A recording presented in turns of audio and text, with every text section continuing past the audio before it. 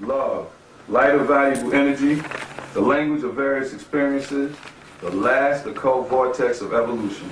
Love is the most ancient or original religion.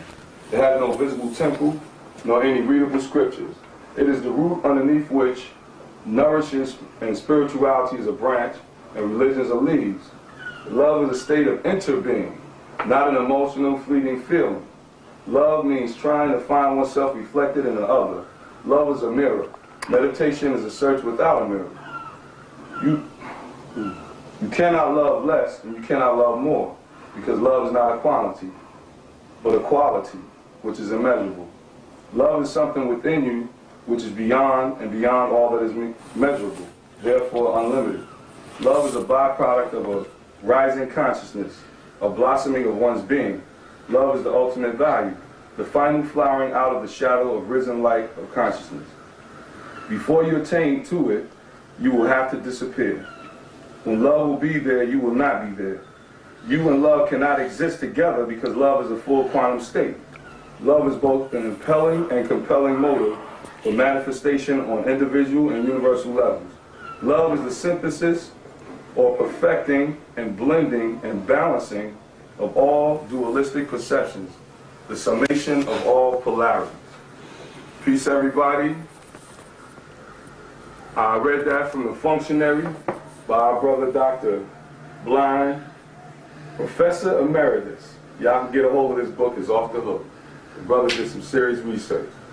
Well, we're here with our big brother Bobby Hemmitt, live from Atlanta, here with Eye-Opener Productions.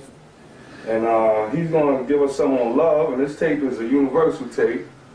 It's for people that's in love, out of love, want love, trying to find love, don't want to be loved, love somebody they hate, but it's for everybody. So without any further ado, I'll bring you our brother Bobby Hemmitt. I'm glad to be back in New York City, a place that definitely needs love. 8 million stories that might be about love, past loves. Either you know somebody that's in love, or you know somebody who has loved before. You know someone who fights love. You know someone that is afraid of love. You see. But ultimately, love will conquer all, not in a metaphor, but as the vortex, like Dr. Blind said, the last vortex of reality, of disillusion, of desolation, abomination, and the land in where we are going. To give you a little bit about that, when you fall in love, you're actually feeling in a glimpse of the place where we will be ending up. You are feeling the other dimension, the other realm, in which all religions have talked about, the hereafter, the day that be with us, the upper room, heaven, and all of those things. We might add that we're going to talk about love and sex, because the name of this is the magical, metaphysical mysteries of love and sex. And so we're going to be dealing with both of those. But as we say, love is the last frontier. But I want to take it off of the cliche level when people say, oh, we need to love everybody, or oh, love is the key, and all of that. This word has been overused. And a lot of times the scientific analysis or the metaphysical information never comes with it. So it becomes this empty word. And we'll show tonight these mysteries of love, as well as me being in love myself. Oh, man. One of the second phases of what I call the cosmic love phase. And it's interesting because this just happened within the last couple of weeks. This happened damn near overnight. So I want to dedicate this particular tape to the Sister Linda Latin, also known as the Mystical Babylonia. I will get into the science on her and the science on how I got hit over the head, nose wide open, beat down, but this love also being reciprocated. You know what I'm saying? On that particular level. We're not talking about a one-sided thing. And we're not talking about anything negative. We're talking about something that's divine and something that is balanced. We're talking about Mayat. So we'll deal with that particular aspect. So in order to do this, the first thing we need to do straight up is to pour the libations as we do to get the energy started. All right. As you know, we have the rum. This is the Don Q Gold is what we are spitting today. Something that I hope these particular entities like. You know, you can bring me that cup right there and I can pour them a little bit also. All right. Put it right here. That's nice. Right there. See, that's a, as you can see, that's a vesica shape, which gives us the mighty yoni that you know of as the vagina, which we should be worshiping at this particular time. You see what I'm saying? We will get into that. But then again, the functionary said, one of the ancient religions, you know, one of the ancient religions. So let's give them that in the yoni, which is the vesica, the yoni, which is fitting. And also, let's spit 4 ways and bring in the entities, the gods.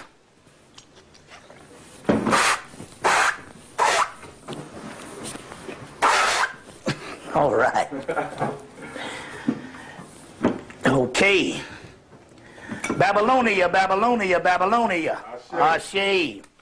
Labado. Ashe. Luigi. Atama. Orawado. Powa. Ogawadi. Leowa. Godugo. Biwasta. Amatis. Awudage. Brigida. Sekun. Keku. Haniel. Tarek. Dagan. Hanai. Arim. Aduma. Josharis. Artemius. All right. Zarabanda, Zarabanda, Zarabanda. El Cristo Negro. Las Spiritus and Tranquilis. Santissima Muerte. San Simon. El Cristo Rey. Madre de la Luna. Madre de Agra. La Santissima Pedra Eamon. Francisco C.H. Reyes. Mama Shola. Ishtar. Monu. Noku. Mana. Inmatu. Titi. Jova. Iya. Ayo. El Malik. Dragon. Notorio. Babylonia. Babylon. Otincha. Tiacha. Sheola. Shumala. Omagumu. Alcala. Locayo. Kakumbo. Lalila. Owalensi. Owalensu. Exanthes. Kasembo. Nisabab Isala. Althea Lukea. Pazuzu. Lucifer. Anubaresh. Ashe. We're talking to the brother Anubaresh as we go on. Erzuli. Erzuli Frida. Orawado. Powa. Ogawadi. Leowa. Godugo. Biwasta. Amatis. Awudage. Brigida. Sekun. Keku. Haniel. Tarek. Dagan. Hanai. Arim. Aduma. Josharis. Artemius. All right. Zarabanda, Zarabanda, Zarabanda. El Cristo Negro. Las Spiritus and Tranquilis. Santissima Muerte. San Simon. El Cristo Rey. Madre de la Luna. Madre de Agra. La Santissima Pedra Eamon. Francisco C.H. Reyes. Mama Shola. Ishtar. Monu. Noku. Mana. Inmatu. Titi. Jova. Iya. Ayo. El Malik. Dragon. Notorio. Babylonia. Babylon. Otincha. Tiacha. Sheola, Shumala, Omagumu, Alcala, Locayo, Kakumbo, Lalila, Owalensi, Owalensu, Exanthes, Kasembo, Nisabab Isala, Althea Lukea, Pazuzu, Lucifer, Anubaresh. Ashe. We're talking to the brother Anubaresh as we go on. Erzuli, Erzuli Frida, Erzuli Doba, Grain Erzuli, Agazu, Abetuzu, Azane, Zakavoto, Zakamati, Zakasi, Guadi of the Netherworld, Guadi Nebo, Guadi Brave, Guadi Double, Guadi Fabulous, Guadi Azim, Guadi Uwara, Green Bridges, spouse of Grand Brigitte, spouse of Baron Samadi, Baron Lacroix, Baron Similes, Sabo, Babe, Agu, Loki, Adum, Azuli, Ashi, Dan Balawedo, Dan Balaflango, Edawedo, Congo, Congo Nasbad, Capelo, Mandadangi, Boomba, Kita, TG Fear, TGP Feed, TGP Sec, Manet TPCs, Mandadagi Muasi, Miss Charlotte, Donna Cillian, Osa, Aset, Heru Aha, Harsafi, Nebhurt, Kali, Kalima, Pravati, Sati, Ishtar, Anana, Astarte, Aphrodite, Venus, Mercury, Dionysus, Rudra, Shiva, Pravati, Simbi, Sri Lakshmi, Durga, Devi, Tara, 10 Mahabodhayas, Camophis, Hemmitt spirits, Hemmitt, Newt, Apit, Tyert, Sethar, Setesh, Sutneset, Sutnubit, Melektas, Melchizedek, Sutek, Awas, Ovas, Ivas, Awaz, Bess, Butches, the Doom, Camophis, Kimu, Tim, Kunsu, Mut, Anpu, Anubis, Tahuti, Hermes, Anunnaki, Nibiru, Nebheru, Suras, Netters, Nephilim,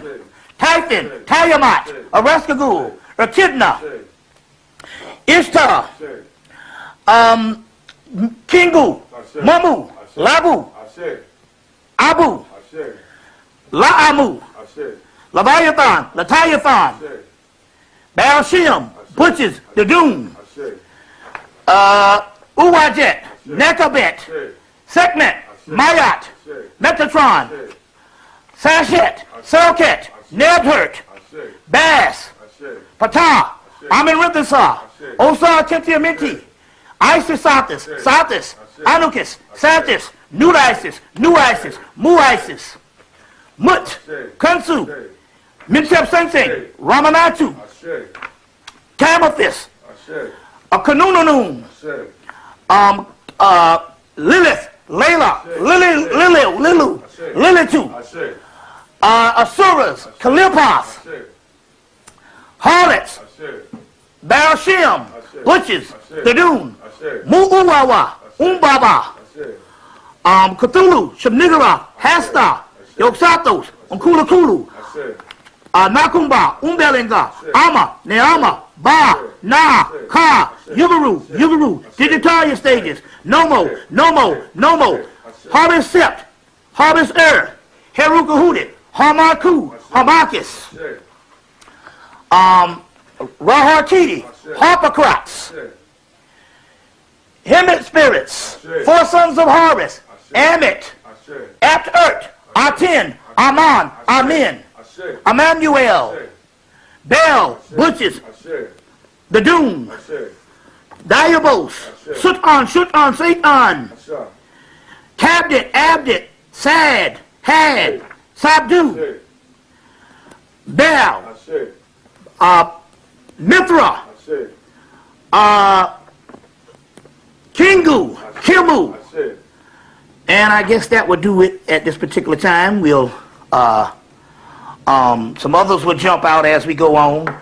We want to deal with the Great Mother Aphopis, Apit, Tyert, Newt, Noon, Sophia, Gaia, Okeanos, Tartarus, Eros, Hercules, Bacchus, Phanes, Jason, Medea, Persephone, Demeter, Hecate, Hecate, Peket, Rekit, Bel, Apollo, Artemis, Athena, Nemean Lion, moving right along, Perseus, and we deal with the Congo spirits, Rana spirits, Petro spirits, and the voodoo spirits at this particular time, because we know of Haiti and the uprising, the 100-year uprising that happened in Haiti also. That is now the 200-year anniversary of that. 200-year anniversary of that. As we said, the piece that was read from The Functionary, which is a new book put out by a brother by the name of Dr. Blind, a brother named Dr. Blind. And that is a book which is a black dictionary. It's a metaphysical dictionary. It's an occult dictionary. It's a conspiracy dictionary. It's a money dictionary. It's a financial dictionary. It's a folk dictionary. It's a complete and major work by a brother by the name of Dr. Blind, Professor Emeritus of Chocolate City University, by way of Orangeburg, South Carolina, University of South Carolina, and now hails in Washington, D.C. In order to order the functionary,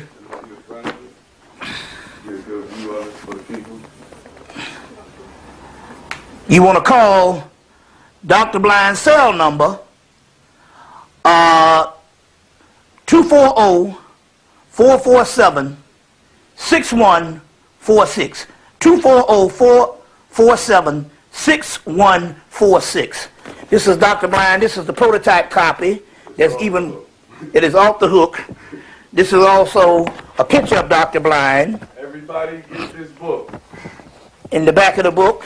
It's amazing. It is amazing, and it parallels my career as I was dealing with certain things that I was dealing with over the last couple of years. Dr. Blind has been compiling this particular functionary, which is the ultimate in esoteric and unknown terminology, and it's just unbelievable, and you won't be able to put it down.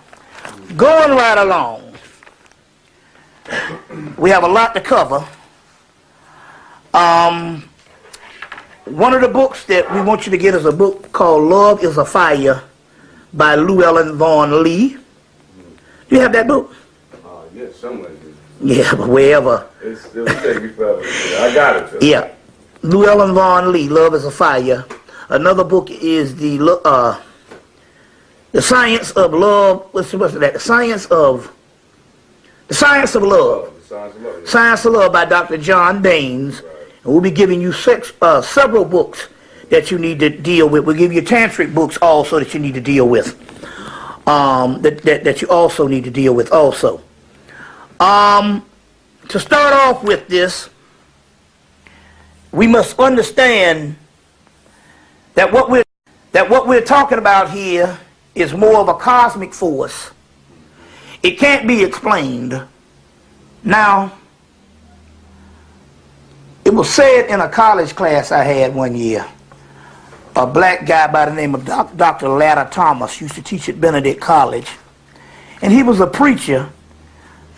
If there's anything profound that the preachers ever said, this is one that was the most profound thing, where he had mentioned that he had some friends, and he had some friends that was talking about, well, you know, a lot of things that they don't believe in, a lot of things that's not scientific, things that they can't see, things that they can't feel. And so they was getting on him about the concept of spirituality and spirit.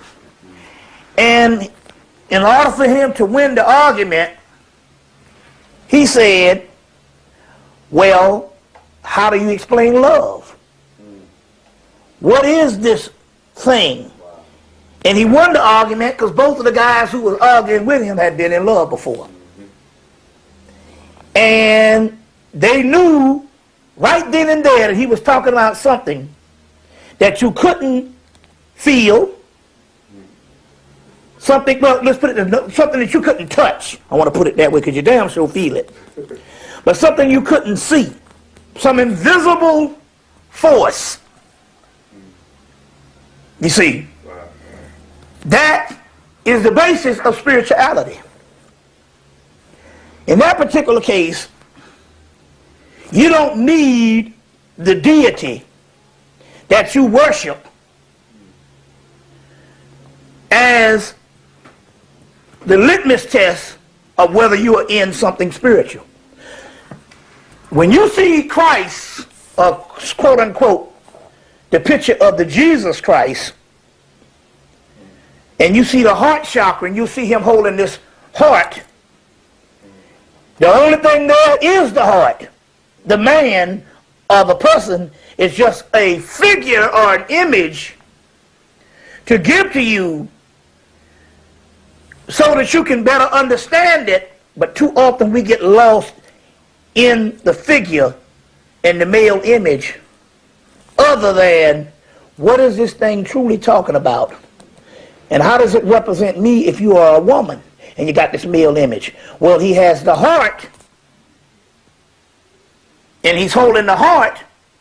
It is not that white Jesus Christ you see, definitely. It is the heart, which transcends the figure that you see, which is a later figure, because we can go back to ancient Kemet, ancient Egypt, where the basis of the judgment scene in Egypt is the weighing of the heart.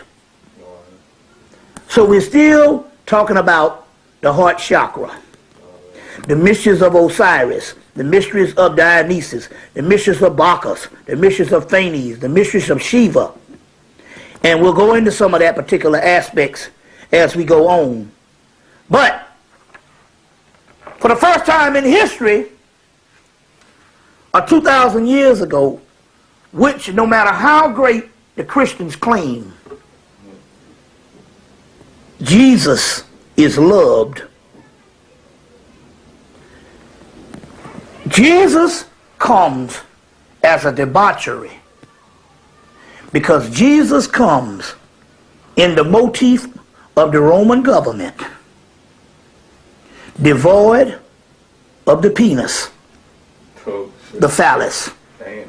And that is the difference between the ancient Christ, Osiris, Osar, Bacchus, Phanes, Dionysus, Shiva. And these gods came with the phallus, the god Mem. And the debauchery is the phallus not being there means that you cannot identify it with your own self, both male and female, because the male can say, well, hell, I got a vagina so I can identify with that penis. You see? But you can't identify with it in your own human experience, and yet love is where this particular the human body and the human experiences is the origin of where this love is going to actually seed and grow and fester and manifest.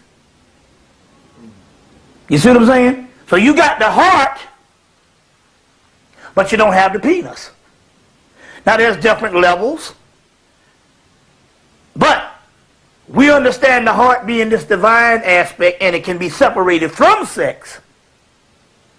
But you cannot omit the phallus, the vagina, the vesicle, the lingam, and the yoni. So the best one kept intact would be the mysteries of Shiva. the mysteries of Shiva and Pravati, or Shiva and Shakti in India, because you get the lessons of the phallus, which is the lingam, and the vagina, which is the yoni. So there's several books. Ecstasy Through Tantra by Dr. John Mumford.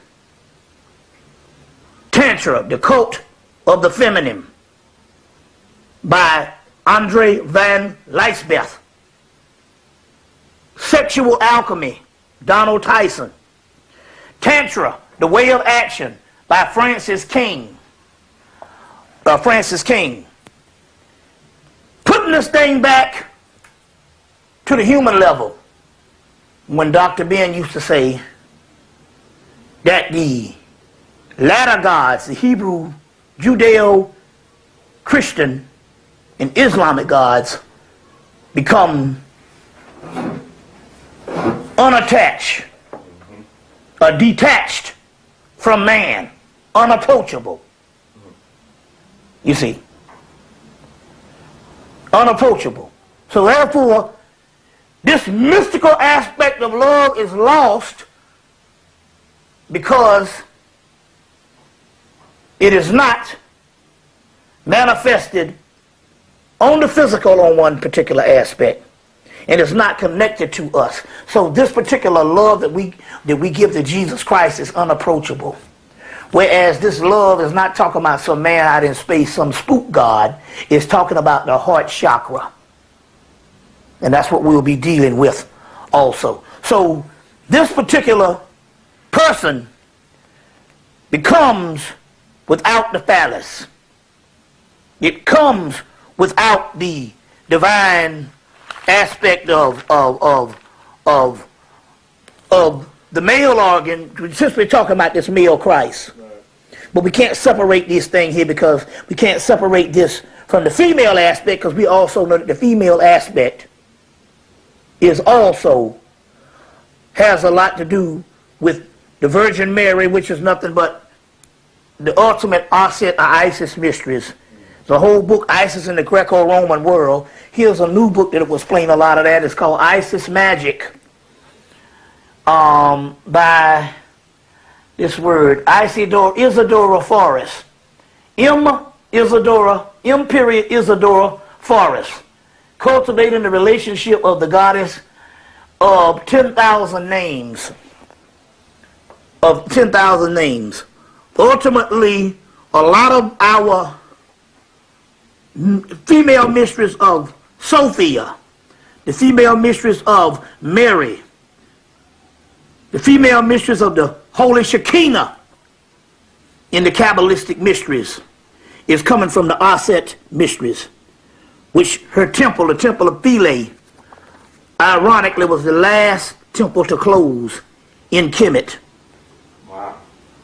And after it closed, Europe went into a dark age. But before it closed, they took 100 years to translate from Metanetta into Coptic, Hebrew, Greek, Latin, Aramaic,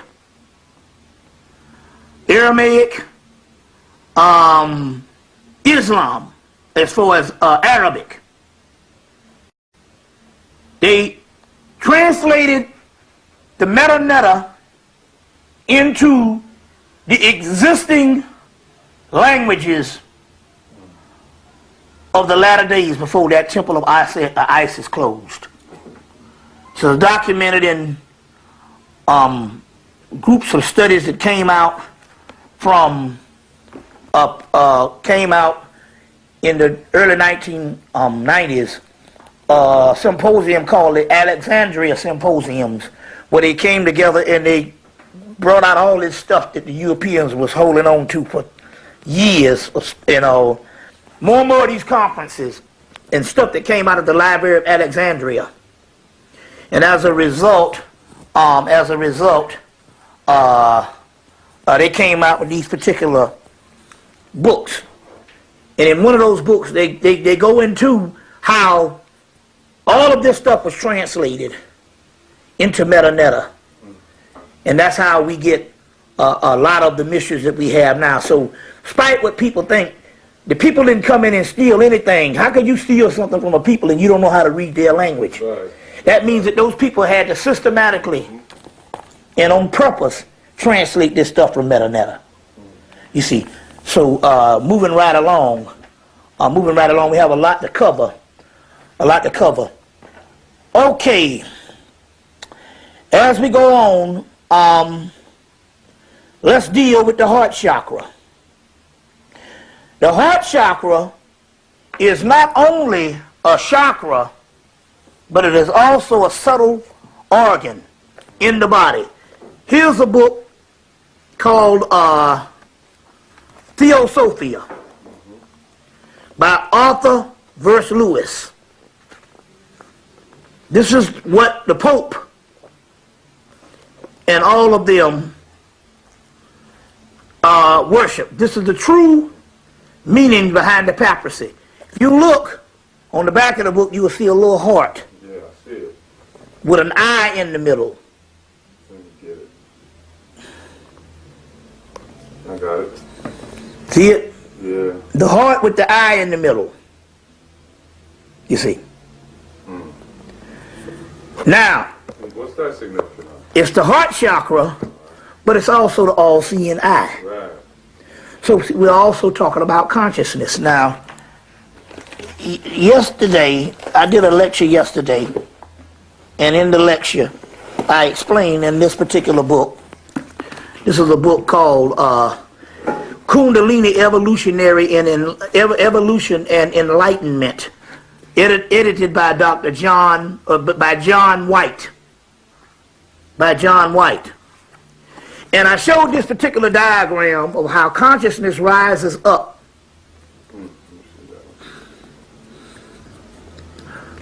from the base, from the genital area, the navel area, and the heart area.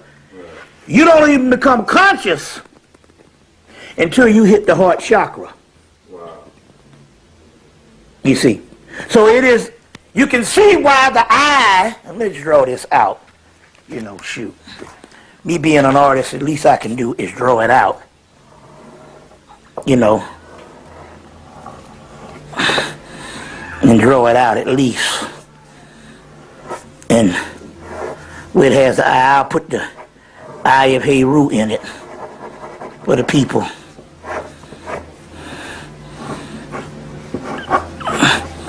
But here's an heart.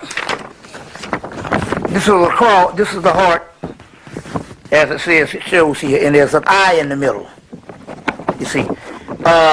So this diagram here, this is where the consciousness flows. So in so many words, you don't even become conscious until it hits the heart chakra. Okay.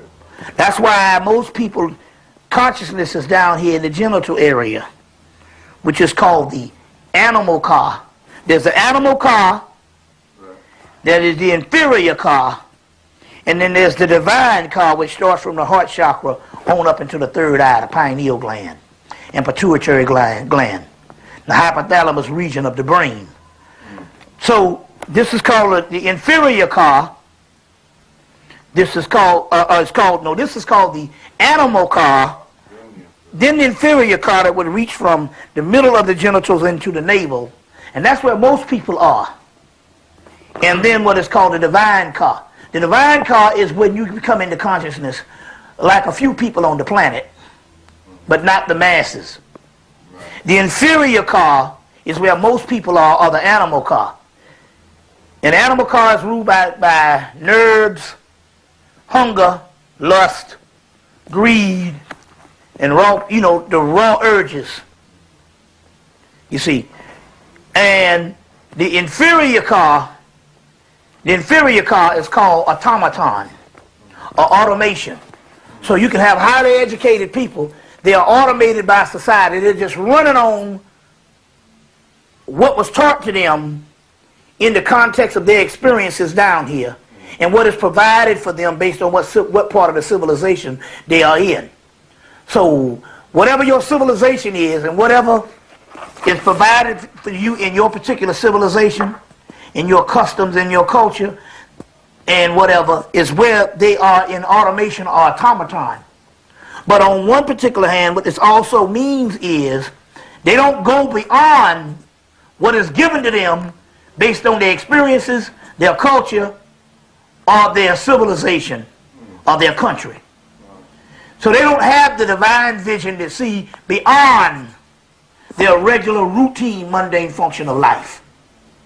You see what I'm saying? This is also explained in a book, The Opening of the Way.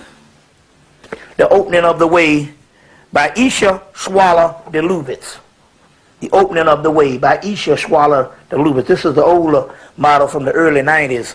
There's, as far as the cover, there's another cover on it, a blue cover with the Temple of Karnak on it, light blue cover, with columns from the Temple of Karnak. This is the older cover. But they go into this whole aspect of the divine car, the inferior car, and the animal car. In the animal car. And most humans operate from those particular aspects. So we're talking about the heart chakra being none other than a function of consciousness. That's what that eye is. And this starts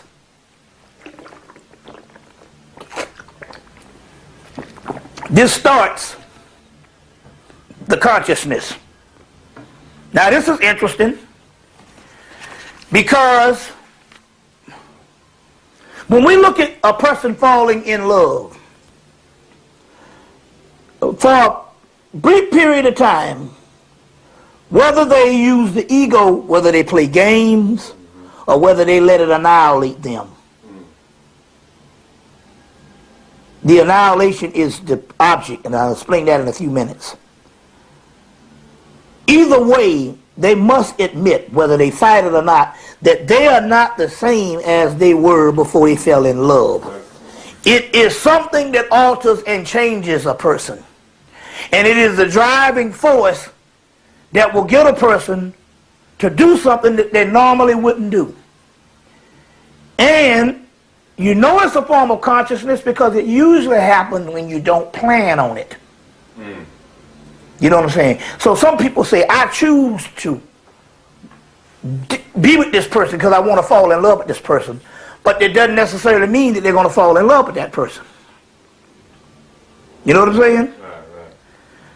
And it could be some person that you might not even like that you fall in love with. You see what I'm saying? That you fall in love with. You know? It might be some person that you don't even like. You've heard people say, I love you, but I don't like you. That means what we're talking about here is,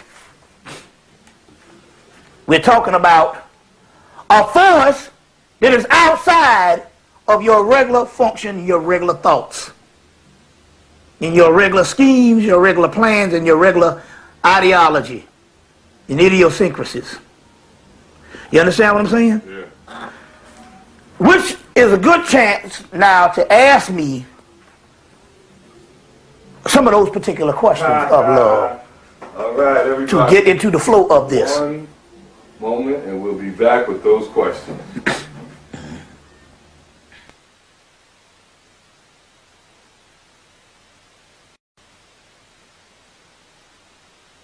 All right, we back, and we got these questions. All right, starting off. The first question, most of these questions was from sisters, man. Yeah, good. Because sisters is the one who really are open to this. Well, first of all, before we do that, I want to tell people about a certain amount of things. That's right. It's more than fitting to show you this particular picture right here and show you what went on. This is a picture that is a picture of a woman from 1851 is when this picture was done. This is all connected. It's all connected. Now, the guy who did this picture is by the name of Charles Henry Joseph. And he went to the Sudan in the 1800s. This was actually 1848. And he went, and you get a picture of that? See, yeah. Let me know if it's the glosses on it or not. That's right, that's right. Okay, good. And he did this particular picture, and it's called, the guy name is Syed Abdullah of the Mayak Kingdom of Darfur, Sudan, 1848. And he did this particular picture of this particular Sudanese king in 1848. When he was in the Sudan, he saw this beauty. He saw this beauty. And he was so smitten by her that he went back 4 years later to capture her. These are all in bronze statue. That guy and Henry Joseph. His last name, excuse me, Charles Henry Joseph Cordier, C-O-R-D-I-E-R. Charles Henry Joseph Cordier, French. He lived between the time of 1827 and 1905. So next year would be his 100th year birthday. Excuse me, his 100th year, the 100 years of his death, let's put it that way.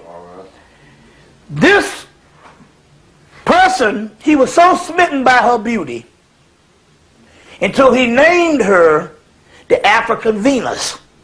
Now you go down to the table right here, and you will see a veve of the goddess Erzuli, who is also the goddess of love. You see. Now, we also see on this wall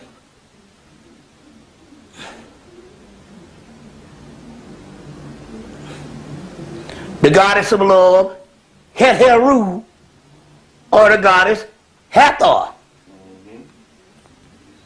Both of these figures of the goddess Hathor, as well as this figure here of the goddess Het-Heru of Hathor. Now what is also interesting here is, this is a picture of the goddess Isis with the seat on the head. But this is but this particular picture here, as we see, is the new rendition of Nefertiti that was done. When was this thing done? Recently. This year, they just did a new rendition of the Queen Nefertiti on how she would actually look. I had the article from USA Today. But she's called Beautiful One, Nefertiti. All right. There's the goddess Nefertari, which would be in a picture like this, sitting beside the god of Ra-Hoor-Khuit, or Ra-Heru-Kahudi, at the temple of Seti I, the first Holy Land. And at that temple of Seti I, the first Holy Land, it was built for Seti I by Ramesses II when he was 18 years old, or 21. I think it's either 18 or 21. He built the temple of Seti I at Abydos, which they shamelessly visit. They very rarely visit on the tour. But there's Nefertari, that is the wife of Ramesses II, and her name means most beautiful one. Ironically, the hammer done hit me in the head and bust me in the head, got me all fucked up with this little thing. And her name is Linda, which is also, I say Spanish. I think it's Spanish for a beautiful one. Mm-hmm. You see what I'm saying? For a beautiful one. And it busts me in the head. And I say now, I go around the country lecturing to people. And I have a lot of people looking up to me. Mm-hmm. I am looking for someone that I can worship. Mm. And I now receiving the goddess that I can worship. And the day that I don't worship you, you need to chain whip my ass. Chain whip my goddamn ass. Goddamn, B. Got you, bro. Because it has to get to the other realm. I'm going ahead of myself. It has to be complete love. And I say now, I have one mission on the planet, and that is to completely love and worship this being, which is also the goddess Aset, or Sophia on the higher level, came with the new name Babylonia, which was given 2 weeks ago. I'm going ahead of myself. Now going back, this is the goddess of love. And although this was an actual woman that lived in the 1800s, mm-hmm. She's now passed, but her energy still dwells in the photograph. Mm-hmm. Because it is the goddess Heru that first inspired Joseph Henry Cordier to do it. He was smitten by her beauty, went back 4 years later, and did this particular piece. Mm. Now, there was a debate in the early 1990s on whether dreadlocks originated in Africa or in the Caribbean. Mm. As we can see, and you can blow this up and you can zoom in or whatever, that it is clear that these are dreadlocks or locks, mm-hmm. divine locks, that's in the 1827 on the African continent. You understand what I'm saying? Mm-hmm. So that breaks that up. Number two, mm-hmm. We have had African scholars, John Henry Clark, mm-hmm. Dr. Yosef Ben Yakinen, Asa Hilliard, Leonard Jeffries, mm-hmm. James Smalls, all the great illustrious scholars that said that the entire world of beauty, before this was given over to the white woman, and now hit in the head, everybody is smitten by her. But before the white woman, the black woman was the standard and the prototype of beauty. And this, my friend, mm-hmm. is what they were talking about. Wow. You understand that? Yeah, bro. Now, when I went to the museum in Baltimore, she called on me. And she said, come rescue me, so I can show the world and show her to the people. I know that I went to see the Eternal Egyptian exhibit, but I know that I really went there. I saw that in Kansas City. I know that I really went there to see this particular woman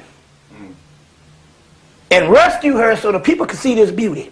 And we've been sending these pictures all over the country now, and she communicates with people. Why? It's because it's the goddess Heru, Urzuli, Aphrodite, Inanna, Ishtar, Venus, the goddess of love, the goddess Aset. You see? The goddess of love. And she communicates, the goddess Yeminya. She communicates with people. So, if you want one of these, you send me, because we've been doing it, because what we've done now, I know I'm going to put my little sales pitch up in there, but we can do this. Straight up. Fuck that. Man. People need that shit. Because, like I said, because like Baba Shanga said, our African scholars are dying in obscurity, being broke. Now, you can help me out, because I've never begged for no damn money in 12 years, but now you need to help me out. Now, in order to do this, we put it on the same museum paper. So it's not going to be this color Xerox, this paper thin. It's going to be, I had to go find some printers down in Atlanta that will print this thing. So now, the going price is $20 a copy, which I don't mind asking the people, because niggas spend money on anything they want to spend money on. See what I'm saying? Right. So it's $20 a copy, and you can get the set. Either the brother, because since we're doing love, you get the brother for the energy, which also has dreadlocks. And you get the sister. Now, don't miss out on it, because we got people that's calling and ordering. It's slow now, but it's getting ready to pick up, because everybody who sees this, they're smitten by it. So you can call, you can send a money order to 1766 Rogers Avenue,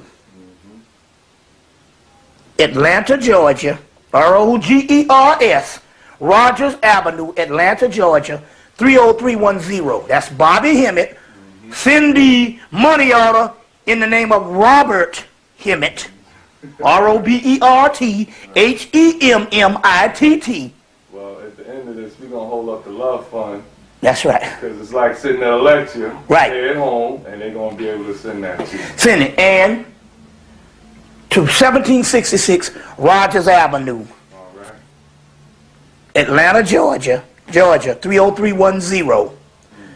Get a postal money order, and you can either send this thing to get the 2 pictures, because I know some of the people, I need fucking money, I'm begging. Now I'm going to be like a crack man. Now I'm going to be like a crackhead. Every time you see me, you can turn the other way, because I worked for 12 years and didn't ask for shit. Now, goddamn it, I'm coming with my hand out.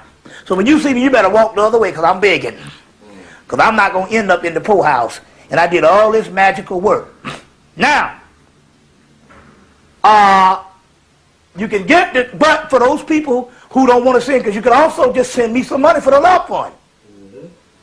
At the end, we'll do that. Yeah, but if you want to buy something, you send $20. They're $20 each. Because what I had to do now is to go get it produced, because the regular Xerox didn't come out that well. It didn't come out well. So in order to get it produced, I had to go to some printers to print it. And so you're getting the actual reproduction. Of what comes out of the museums. I want to put that there. And this is the goddess of love. And the goddess of love. All right. Isis, Urzuli, Ishtar, Inanna, Astarte, Venus, and Aphrodite, the goddess of love. We want to deal with that. Who was that one in that corner over there? Which one? That one right up there. Who was that? That's not T. I think that's Queen T. No, it's not. No, it's not T. It's I can't think of her name right now. You had it. I had it. I had it. I can't think of a name right now. It slips me. It's not T, but it's not close from that era. She's here with us.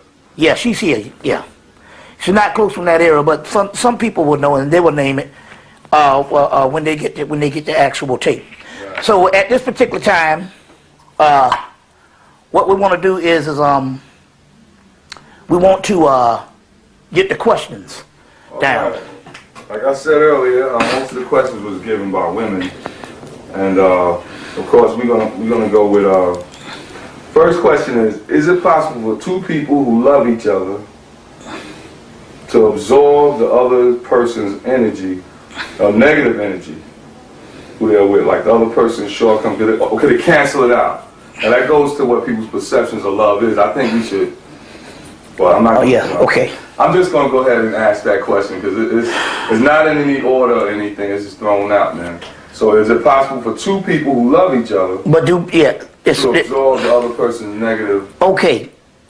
I don't think we need to be confused. Love is above negative energy. That's right. And it's also above the physical energy. You see what I'm saying? Right, right. The physical energy. Love is above that, so you must be clear on it and ask yourself, are both people reciprocating? It's a reciprocity question here. Right, right. And you must ask yourself to define what love truly is, and only you can define that in your own heart. And the best way to define that in your own heart is this. The best example is no different than a mother or a parent does with a child. The love is not based on what that person does for you. It just is. Right, right. You don't, if you got a child 8 years old, the child doesn't work, so that destroys that theory that the woman is now dealing with, saying, I need a man with money.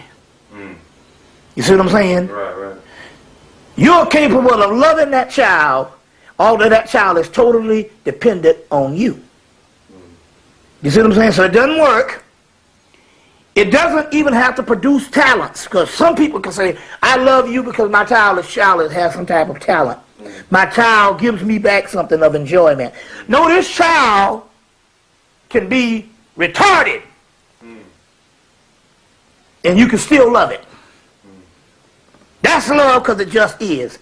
Look for the same things in your mate. That means that the person can have all kind of idiosyncrasies, but you know you love it. Now, not necessarily saying you need to accept certain pathologies that can also be detrimental to you. But I'm trying to give you a way to monitor what love is. You see, European society and the Western man tells you that I love a Michael Jordan. That people we feel. You know what I'm saying? A lot of Europeans, because a lot of Europeans have damaged heart chakras. Non-developed heart chakras. Some of this is based on culture. A lot of this is also based on genetics. Wow. You see. As a result, they produce a culture that is not based and is rooted based on the heart chakra. So the love is like, I like my car. Because my car makes me feel good. It makes me feel it's a status of my success. Right, right. When that car starts to rusty out, starts to rot, fall apart, or it can just be a style that is no longer desirable, then it might make you feel something else. It might make you feel depressed. So it's not. So you saying it's a difference. It's not how you feel about somebody as opposed to how that person makes you feel. It's love is based on how you feel about a person, regardless of how they make you feel. Or how they make you feel. Okay. The false love is you're taking into account only how that person makes you feel. Gotcha. You see the difference? All right. White folks, which is a great example, because we live in Western society, so we don't need to fuck around. Right. See what I'm saying? Yeah. I'm making this tape for love for my people. Right. You understand what I'm saying? Because this is what we have to deal with, because our people are at a deficit and at a disadvantage because we can't come together as male and female. Right. You understand what I'm saying? Right. So let's not be funny with this mess. Because the white woman can come up in here and get any black man she wants. And she can look like 400 pounds and in a goddamn wheelchair with one tooth. And can get a nigga. Right. A nice looking brother. That's how savage we are. Let's not be funny with this man. So this tape is not about white folks. Right. Now I know some people say, well, how can you make a story about love and you don't include all? Because we're not talking about some false love or people that I don't know. Right. We're talking about the people that we come in contact with, and in this particular case, the people that share the original energy when I get into this stuff. Okay? All right. When I get into this stuff. I think you have to get another tape because it's going to be a long one. It's going to be real long. It's going to be an 8-hour, goddammit, maybe a 10. Maybe 10 hours, but... Now. Okay. But the point I'm trying to make is this. White folks were like a Michael Jordan because he has made them feel a certain way with his talents. But yet, they got people that's locked up in prison for fitting the description that look just like Michael Jordan. Yeah. You understand what I'm saying? That's right. That he is the same prototype of the man that's jumping up and down on the basketball court. That is love. We want to be like Mike. Is the same prototype that they lock up every day just for looking a certain way. Am I bullshitting or not? For real, that's it. You see what I'm saying? That's right. They pay money to see all these entertainers and athletes. But yet they come from the place that produces the entertainers and athletes. We got thousands of them. With talent like that. With talent just like that. Because anybody in the NBA tell you the best ball players in the NBA never went to the NBA. That's right. But my point here is Michael Jordan has produced a certain talent, a certain style to make them feel a certain way. So they can exclude him from the people that they lock down every day in a Holocaust. You understand what I'm saying? So white folks who run European society, and European society in which we have found ourselves being caught up in, tells you that you love only based on how a person makes you feel. And the love we're talking about just is. That's true love. Beyond feelings. Beyond feelings and even beyond looks. When you truly get into this particular love, you'll even fall in love with a person's flaws. Now I know this because I spent 7 years with a girl or a woman 11 years younger than I was. We got together, I was 31 and she was 20. And she had no flaws. Beautiful. Nice, beautiful breasts. Nice complexion. No flaws on the body.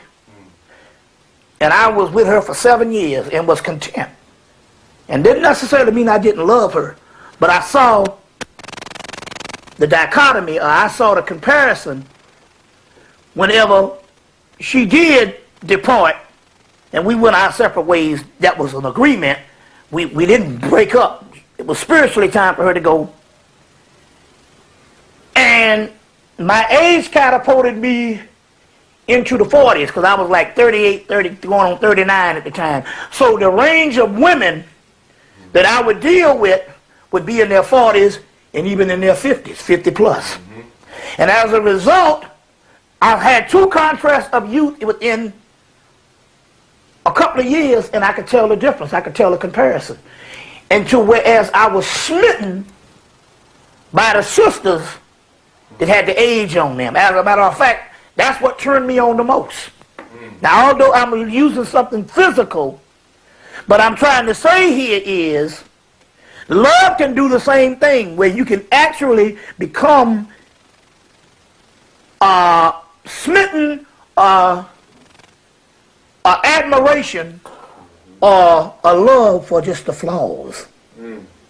Because you're dealing with the essence that is hovering over. That's what this stuff, we'll go into some of this is about. And that's what love does. So on one way, we're talking about something above the negative energy, what the sister was actually talking about.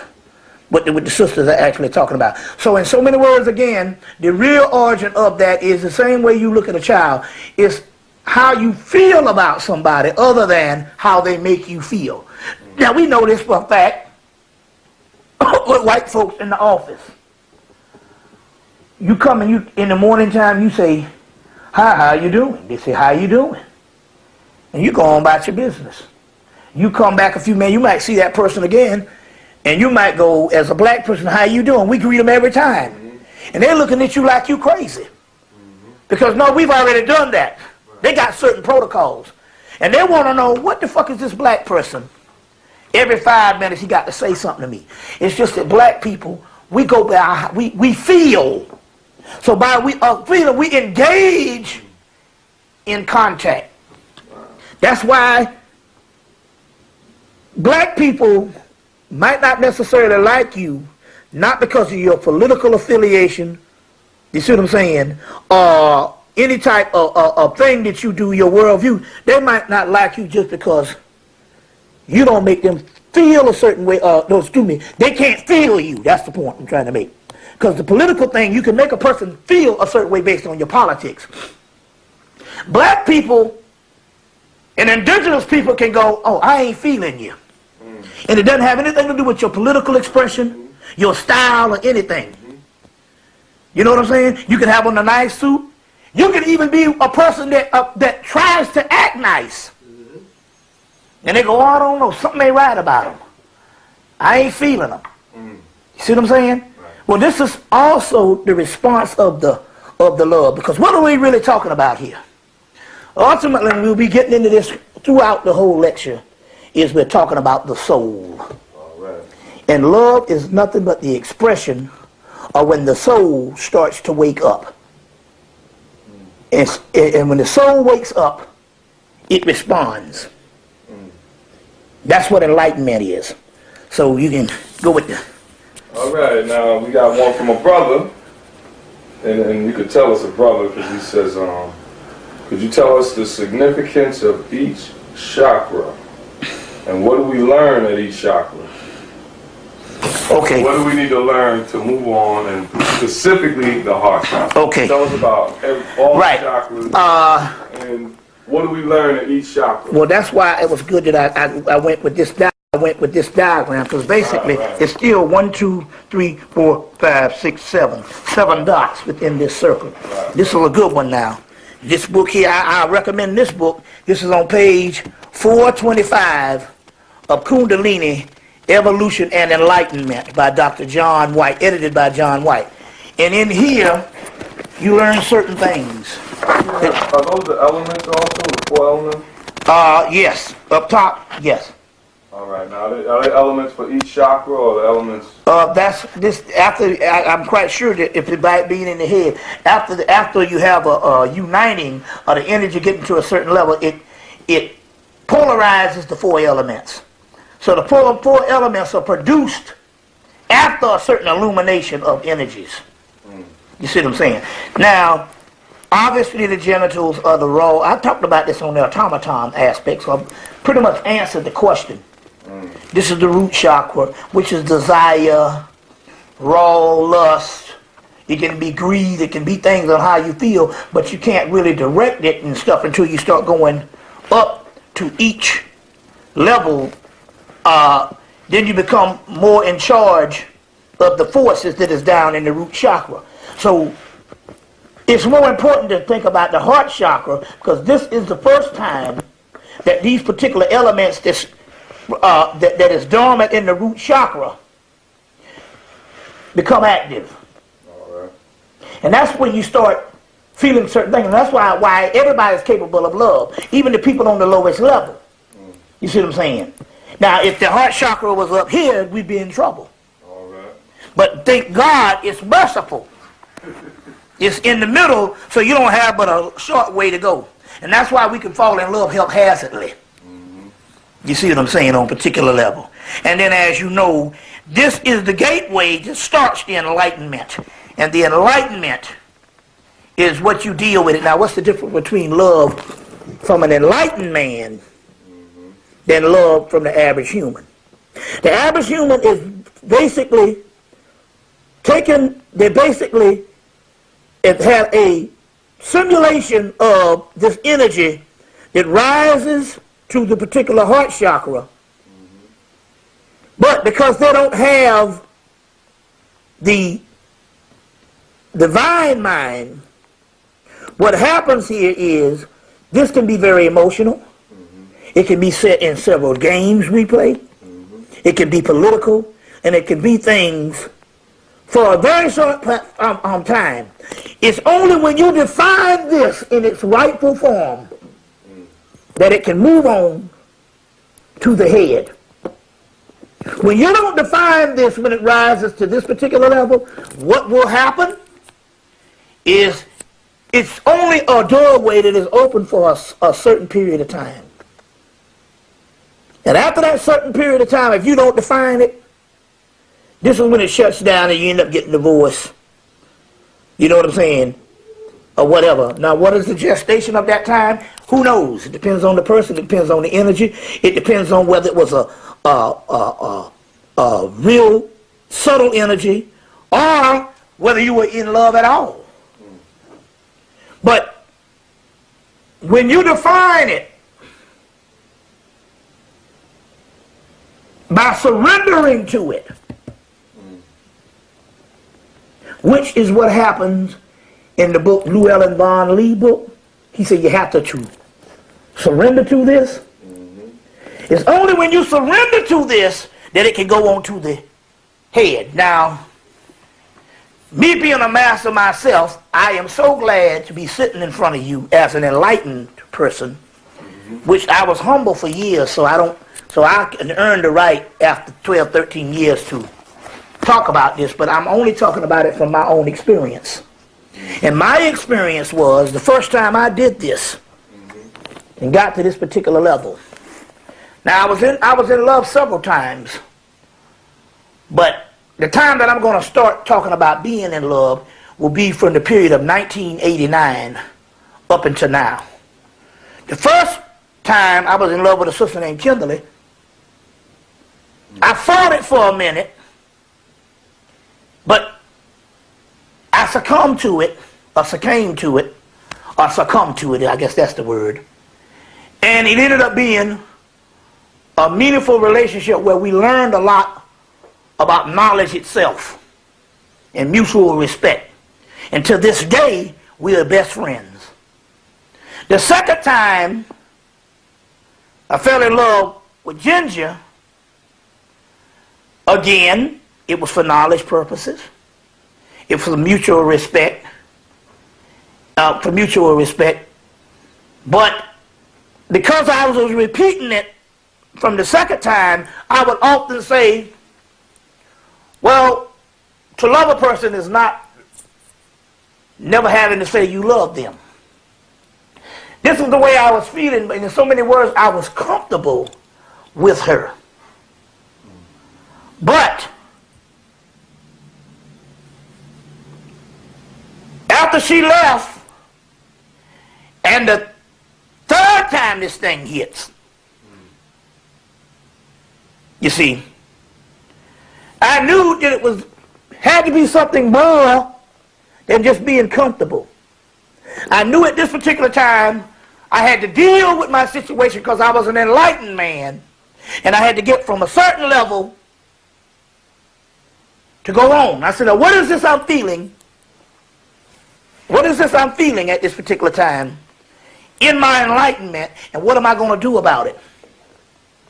But what I did about it that time was, in order to get from here to here, I neutralized it in the particular aspect is I didn't play no games. I didn't play no games. I didn't fight it. I surrendered myself to it. And as a result, it went here. But it was only a doorway and an opening for the heart chakra to go above the normal aspect of love. So, after the energy cleared out, or what they call a karma, burning up, because this fire comes up, and it burns it up after a while, I went to another level, and I was able to take that love and give it to who I wanted to give it to. And after that, I went through 11 sisters, and I could give them a portion of the love. It is only now, because having gone through this heart chakra, this thing just bust me in the head recently, within the last 2 weeks, is on a whole nother level. It's even higher than the one that ended up when I went past the heart chakra. Now this one, what's the difference between the one where you went past the heart chakra before? That one, it was only for me to recognize that what I was actually feeling was not necessarily the person that was actually the catalyst, but it was actually my own soul that I was feeling. So this was energy that was for me to recognize my own soul. It was my own soul waking up, like this eye opening within the heart. You get it? Got it. And on that note, we'll take a small break, and we'll be right back. You got to change tape? How many hours was that already? You on, bro. I'm here? You here. All right.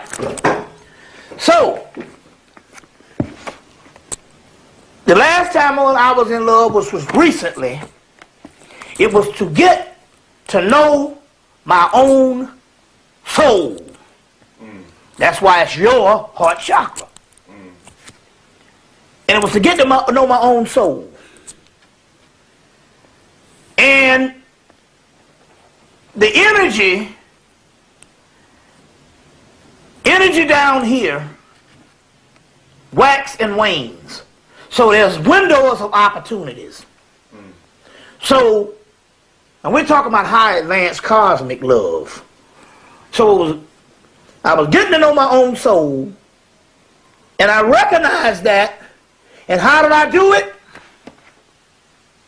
By annihilating myself. Well, how do you annihilate yourself? You annihilate yourself, as I see, by identifying with the heart chakra other than identifying with the situation out here. We'll go into that in a few minutes on the aspect of jealousy. So to identify with the heart chakra,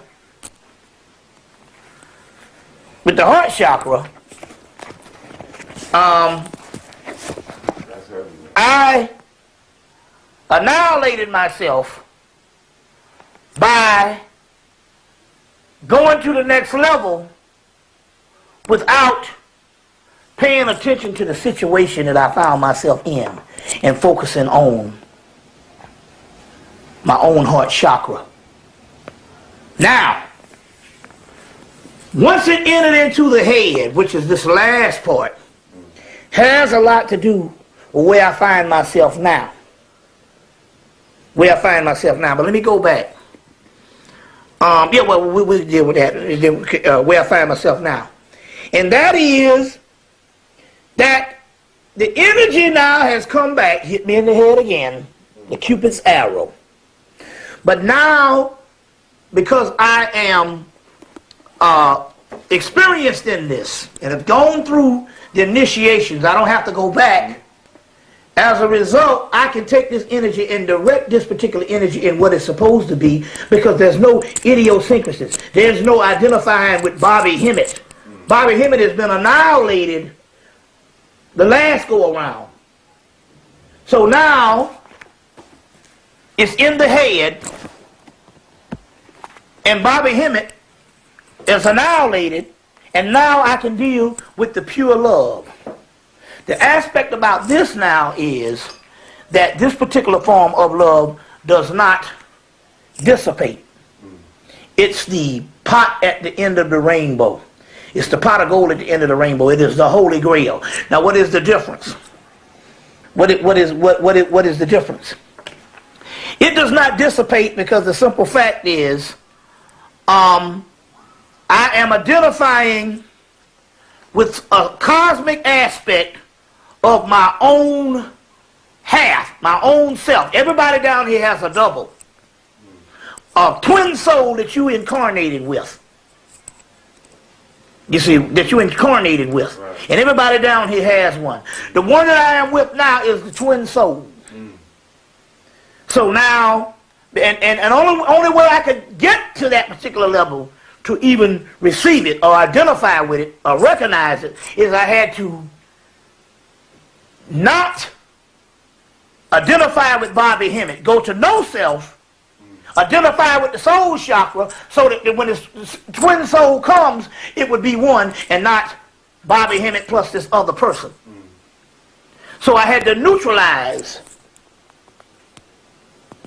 that lower self. Now take for instance, to give you an example. But I'll use that in the example in a few minutes, some other things we're going to deal with. So give me another question. Okay, all right, it's another one from a sister now. Yeah. This is, why do some people who fall out of love, who don't love the person anymore, still find themselves attached to the person, even though they know the other person is toxic to them? Like, you know, exactly. Going to bed with them again, rekindling all those exactly. things. Why does that happen? Well, first of all, they must understand that the person that they are with, when they first initially met that person only acts as a catalyst for you to get to know your own soul. The love is within yourself. Wow. So now, everything down here has certain catalysts, certain images, certain archetypes that will open you up or awaken you for a short period of time so that you can get to know your soul, yourself. That's called enlightenment. Now, if the person does not learn that what has happened to them is their own soul and the love is coming from within, then they will still identify with the person who was only a catalyst from the beginning, but they still think that that person's character, that person's, whether his idiosyncrasies or that particular person has something to do with the love that's inside of them, and they are wrong. So when they come back, the love is inside of them has nothing to do with the person once the person is the initial catalyst. So as a result, what happens is they might meet that person a year or two down the road, a couple of years, and everything down there has symbols and images that will make you remember certain aspects of your life. If that person sees this person down here, or sees that particular person a couple of years later, what will happen is that image might catapult them back into a certain feeling or a certain memory that they had. And if that person doesn't understand that that memory is only reminding you of your own heart chakra and the love from within, if they don't understand that, they will think that they're back in love with that person. And although that's wrong because that person is toxic and is a detriment to them, and that person has nothing to do with what they are feeling, but because they don't have the knowledge of it, they keep thinking that that person is the actual feeling that they are feeling. Like, take for instance, there's a movie called Adaptation. Right. With Nicolas Cage and Meryl Streep. Now, in that particular movie, Nicolas Cage is talking to his brother. And he said, you remember you was in high school, you was in love with this girl? He said, oh yeah, I was really in love with this girl. And he said, well, I walked up on this girl, and this girl was talking junk about you. Right. And teasing you behind your back. And the guy said, I knew it. He said, well, why you didn't say anything? He said, that was her problem, not mine. Right. I was the one in love. Yeah. And he understood at that particular time that the love had nothing to do with her actions. Right. It had something to do with him. And the love was in him, and he was not going to let her insecurities and her idiosyncrasies, you see what I'm saying, destroy the love that was in him because she's immature. He understood that how she made him feel was an image that was beyond her. It was actually coming from a higher level. And he was getting the benefit of that higher level. You understand what I'm saying? Because his soul was responding. So he said, however she thought about him, that was her problem. Had nothing to do with him. And that's a profound statement. It was one of the most profound things in the movie. You see what I'm saying? Well, that's what's going on at this particular time. The sister that's talking about that person being toxic, she's still didn't realize, that she doesn't know that in actuality that person, the reaction that that person did to make your heart chakra open was gone a long time ago. And this time it has nothing to do. Although you can meet that person and these old feelings can come back, these old feelings were inside of you all the time and never was him. You see, so that's how that particular aspect goes. That's deep, man. Okay, this is a good one here, man. A lot of people dealing with this. How do you tame or deal with the green-eye monster jealousy? Is it in the mind or is it in the heart? Jealousy. That's two questions. First, how do you tame or deal with it? And then okay, well, in order to answer the tame one about how do you tame, we have to get to the source. Okay. Jealousy is in the mind. Okay. Jealousy is all of your past idiosyncrasies, shortcomings, and all of your psychosis based on some trauma, based on some rearing, based on some event that happened in your life to make you incomplete.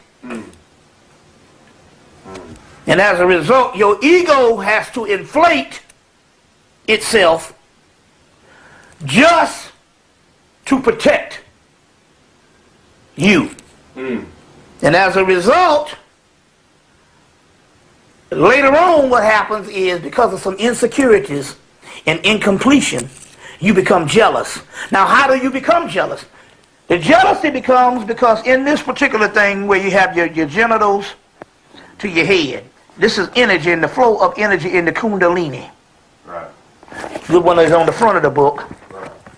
Is that when the Kundalini energy or these primal energies start to rise, not only does the good stuff open up, but all the bad stuff start to rise also. Right. So if you have a person that you fall in love with, that make you're very interested in, that make you, this energy can be very emotional, and it gives you this great response.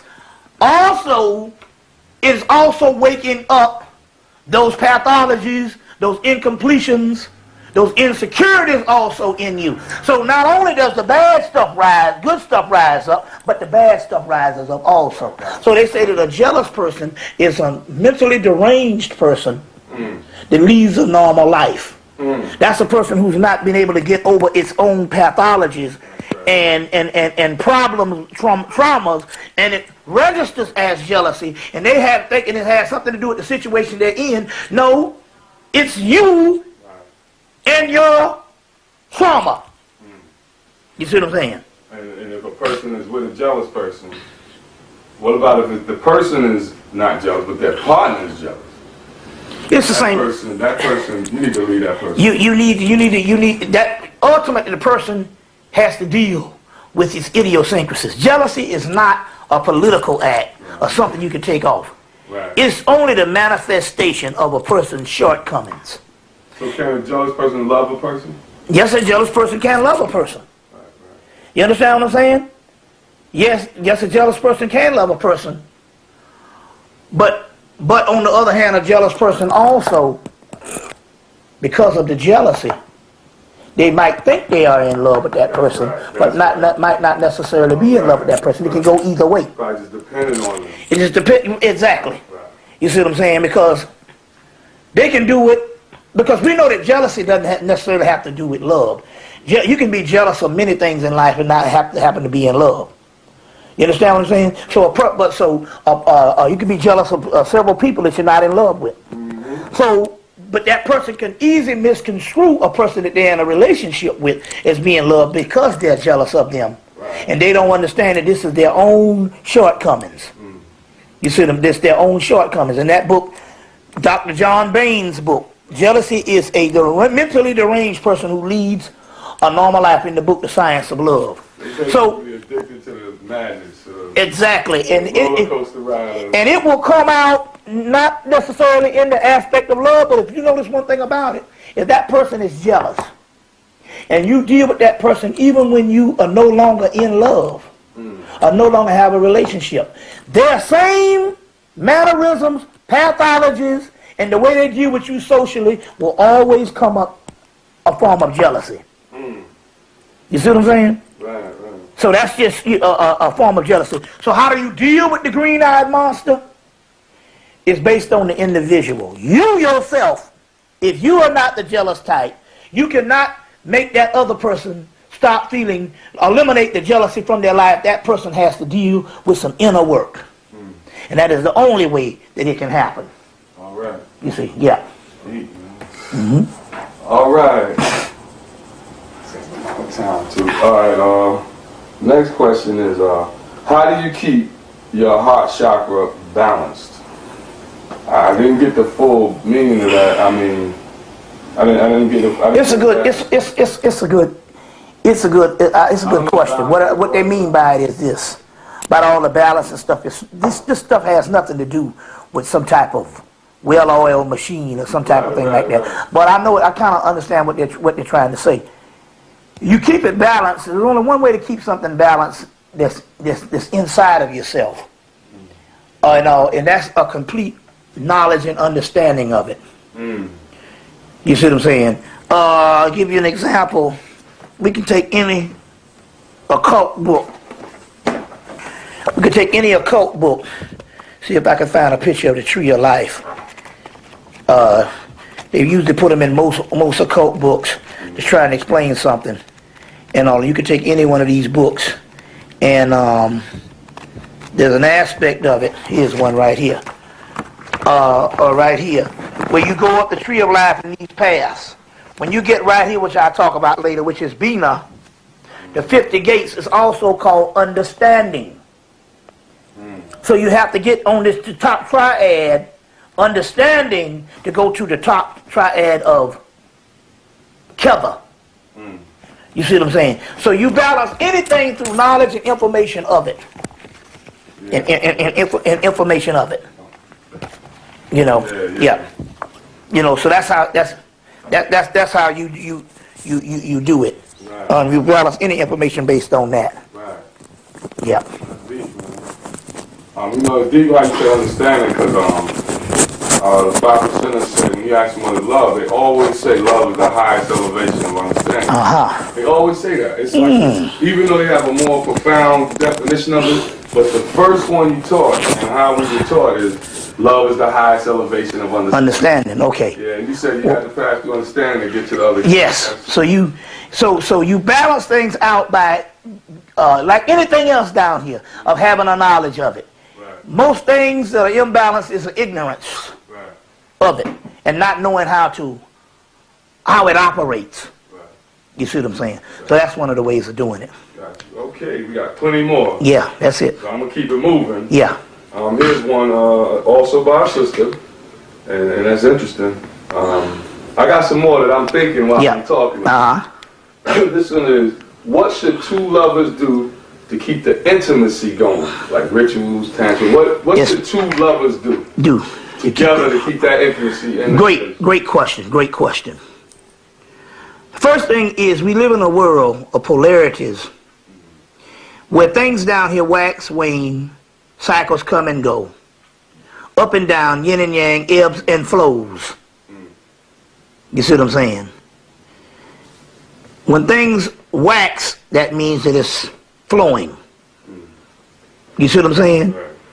And when it wanes, that means ebb, or that means it's at a dormant state.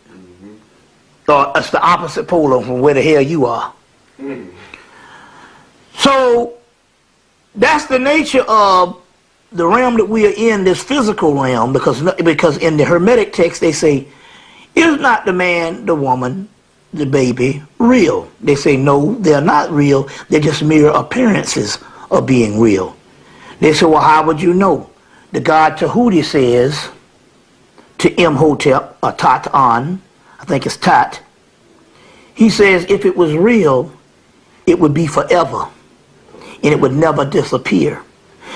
Everything on this earth is in a flux of disintegration and rebuilding. So nothing is forever down here. You see what I'm saying? Because if it was, it would be real. These are series of illusions. Same thing with love, feeling, and anything else. In order for you to keep the intimacy, two things got to happen. One, you got to understand cycles, and this is very important. And very important, especially for married people or people in long-term relationships. This is very important. Until you get to the highest level, which I thank God that I was able to enter into that realm, and I'm going to go into that later on. But at this particular time, as you normal folks, you know, what has to happen is just like anything else. Too much of something, too much of anything, you have a burnout. You know, the light that burns the brightest burns the least. So moderation is one aspect of keeping things interesting. Now, you saying if you want your intimacy, I'm going to give you a tantric way, and I'm just going to give you a social way. We'll start with the social way first. Man and woman in their highest civilized state, not the Western state, which is civilized barbarism. We are nothing but products now because we live in the Western world. And the people who fast in this Western world is only giving you a backdrop of their incubation period, which was the cave. Damn. So as the caveman, one thing happened, and this is the social aspect. Well, I'll give you the highest level first and can show you how it deteriorated or how we got in the opposite ends of the poles. In the ancient world, man and woman did not sleep every night in the same room because cycles wax, wanes, and things can repel. If you're in the room and the energy is connected, you got it. But when the energy is stagnant and it repels, not necessarily because there's some things that's going on with your life as far as your behavior, your social aspect. No, it's because energy does that. That's just the way of this earth. And when those energies are repelling, you can burn up the energy, or the energy can drive you apart. How you keep a balance is, sometimes it's best for her to sleep in the other room, or you to sleep in the other room. You got to take a break on that. You see what I'm saying? Right. It's best for you to sleep in the other room. This way you can balance out these particular energies. You see what I'm saying? That's one social way of dealing with it. The tantric way is, if the male retains his semen by learning the tantric way of not ejaculating then what will happen here is he will draw in her energy. And as a result, she can draw in his energy because that's just her nature anyway. He will draw in her energy, and by him drawing in her energy, the energy will be a part of him, and it will be stored in him, and the desire will never go away. But too often, his sexual desire for her, every time he ejaculates, he loses that desire. And that's why you notice some men don't want to touch the woman right after sex. You see what I'm saying? Because he's lost his energy. So can you imagine every time you do some stuff, you coming and coming and coming, after a while you will use up that desire. You see, if you don't learn the tantric way on doing that particular aspect, there is another alternative. And it might not be favorable to the Western world, but we have to consider two aspects of this. One is polygamy. Not necessarily in the marriage aspect, but not necessarily so many multiple partners, but it would be healthy to have. I'm just talking about an alternative. Something we don't want to deal with now. I'm not telling you to go out, but I'm just trying to say one of the alternatives is to balance your thing out with other partners. Or if not multiple partners, at least one other partner. And that way you can keep the flow going and the interest in between the two. It would actually enhance some people's relationship. But this can go all the way too, because usually when we say this multiple partner, I don't want to say the word polygamy or whatever, but I also want to use the word polyandry because it is also to the point whereas the woman could very well have another partner too. So it's not just a male thing, whereas, because we also dealing with relationships, whereas he could convince you to take on a second wife, but this is unheard of when you're talking about going out and doing this particular thing. This is a part of the ancient system, whereas one of the systems was, we know that before there was polygamy, there was polyandry. And polyandry was the woman had multiple partners. And as the time went on and the ratio of men fell below a certain percentage, it was the woman that produced a form of polyandry to the male in the aspect of polygamy, so that they could have a balance, so her sisters could have access to males that not males in the society when things fell to a certain level, and this did not disturb the equilibrium. That's deep. That's deep. Yeah. You say that. That goes into it's almost like being conscious out here. There's not too many. It's an imbalance. Right. I heard last night when you were talking, a sister said there's more conscious men than there are women. And most of the conscious men go after, well, that's a whole lot of shit. Conscious men go after sisters that ain't conscious. Right, yeah. You know what I'm Yeah. That's some deep shit. So, yeah. Would that be for conscious sisters to have more? I don't know, man. We're at an age of enlightenment where all things should be considered. Right. You know, we don't deal with taboos because taboos is what got us here in the first place. Right. So my point here is it shouldn't be that inconceivable when we have sisters that mess around anyway, just like we got brothers that mess around anyway. The key here is to build an equilibrium or ecological system of honesty. Right. That both the male and the female can get used to the idea of somebody else. And also, too, this can neutralize the jealousy aspect. Right. You know, they showed on HBO this polyandry type of retreat that they went on. Oh, yeah. Whereas you go in there with your husband. Swingers. And stuff. Well, this one is a little, swingers already got the notion. Right. But this is a little before you get to the swinging aspect. Right. Whereas they take a weekend, and you go up here and you take your wife, and you got to see your wife being caressed and enjoying another person. Right. You see what I'm saying? As well as she has to see you enjoying another woman. She has to see you enjoying another male. You understand what I'm saying? And as a result, it breaks down certain jealousies that were just programmed based on your social, society, or your culture. Now, my point here is,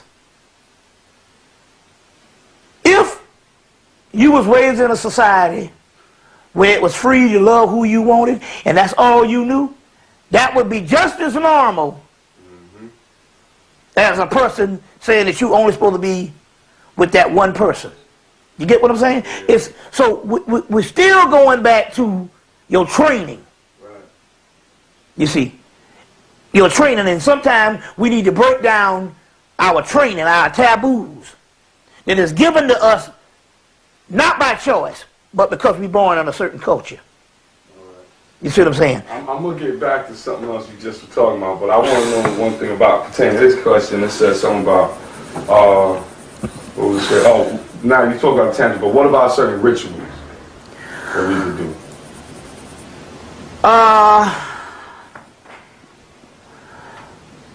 At this particular point, in the spirit world, two people can do together.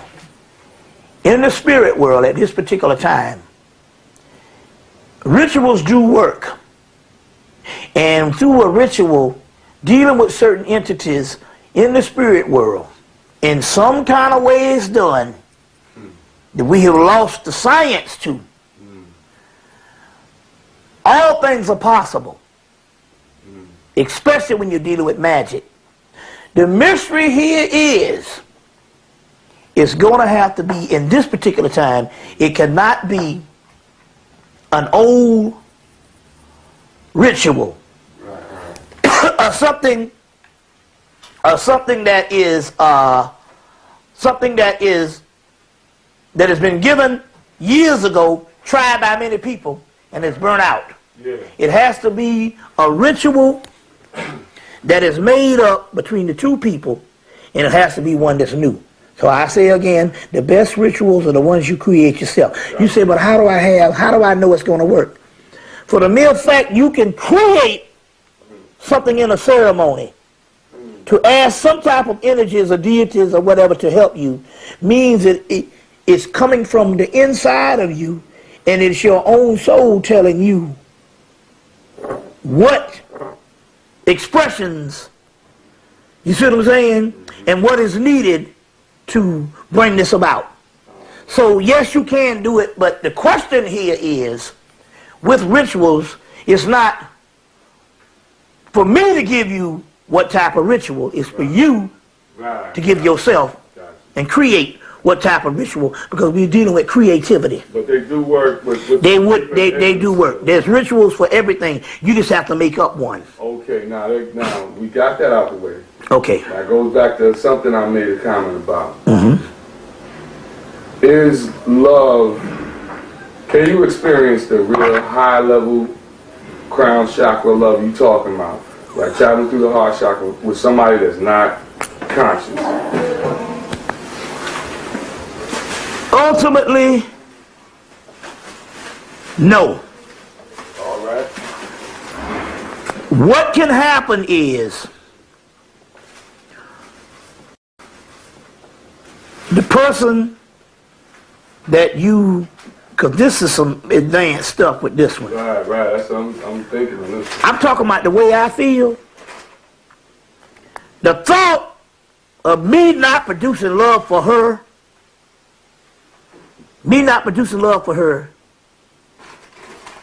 is murderous.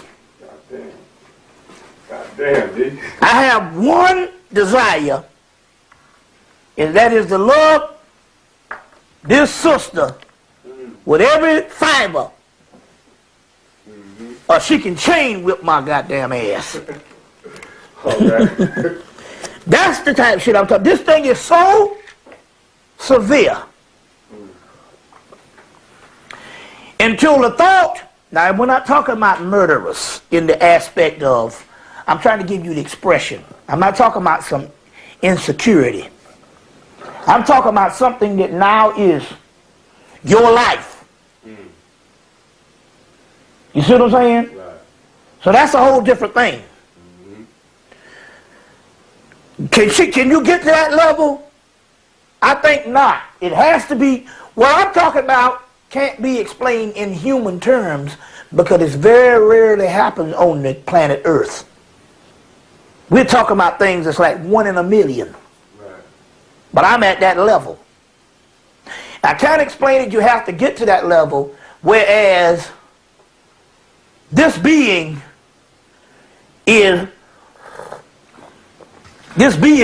compliments you till in so many words, it is your other self. No separation. Now you can live without a lot of things, but you can't live without yourself. You see what I'm saying? So that's a whole other thing. We'll get deeper into that particular realm. But as far as, so give or take, let's say if you can, what can you do with a person that's not on that level? The best thing you can do is, by loving that person unconditionally, you're loving yourself, because it's still, again, it's your heart chakra. But on the other hand, you can just kick back and live a life of just being used to each other. A comfort zone, huh? Ain't that hell, though? A reoccurring. It definitely is. Well, let's put it this way. If we are doing a tape to get to the ultimate solutions, that's right. Then that's the same shit everybody else is out here doing. Yeah, fuck that, yeah. You know what I'm saying? Yeah. And we're trying to encourage people to do the ultimate, and that is to walk away from anything. You see what I'm saying? That's keeping you from a higher level. And sometimes, even if you end up by yourself, it's better than being in some bullshit that you know ultimately ain't gonna never be nothing. Because even if you by yourself, there's the 1/1,000,000th of a chance that there's some possibility. But one thing is definite with a person, you see what I'm saying, that's not in sync and never will be, you're trapped in slavery. God damn. You see what I'm saying? That's it, bro. I tell anybody, and children, I don't give a damn if they fucking 2 days old, should not be the criteria. That's right. Or why you stay. You understand what I'm saying? Yeah. Because children can adapt to anything. I know I did. You know what I'm saying? You can't miss, but you can't measure. You see? And there's a bigger esoteric question on that too, but we'll get to that later. All right. Wow, Bobby. Okay, now what we just was talking about. What are soulmates, twin souls, soulmates, and twin flame soulmates? And can you find that person? Okay, first one I want to deal with is soulmates. You can have several soulmates. Ginger was my soulmate. But a soulmate can be a person also that you was in another lifetime with. And they came back to do a certain work. I'll give you an example. Because I can use my own experience. That's the good part about sitting with a person who's gone through a lot of things and then and basically chronicle and survey these things. All of these things are your own experience. Well, let's give you my experience. This way it takes it off the philosophy level. Right. Ginger was in the priesthood with me back in Hemmitt, Egypt. She was a student of mine that I ended up going with, having a passionate affair with, but it interfered with our work and we ended up both getting kicked out of the mystery system. Now, it's not the only time I was in the mystery system. I was in the mystery system several times in Hemmitt. This was just one particular incarnation, because you have many incarnations. And I've been a priest for thousands of years in different incarnations. In Hemmitt, in Samaria, in Lumeria, in Atlantis and all of that type of stuff if you really want to deal with how old the earth is. But at this particular incarnation, I was a priest. And we got kicked out because I retarded retarded her learning, or I was an impediment upon her learning process because I got real personal with it and all. And I got kicked out of the mystery system. We both did. So at this particular time, to make wrong that right, she was on the other side of the country in California. She came all the way to Atlanta to be with me, and we completed what we had to do in this incarnation for 7 years. You see what I'm saying? And 7 being a mystical number, 7 chakras, completion. You see, completion and all. So that is one of the one of the aspects of a soulmate. She was a soulmate. But now, then there is the soul's half. And that's a rare link. But I do know that that's what this is.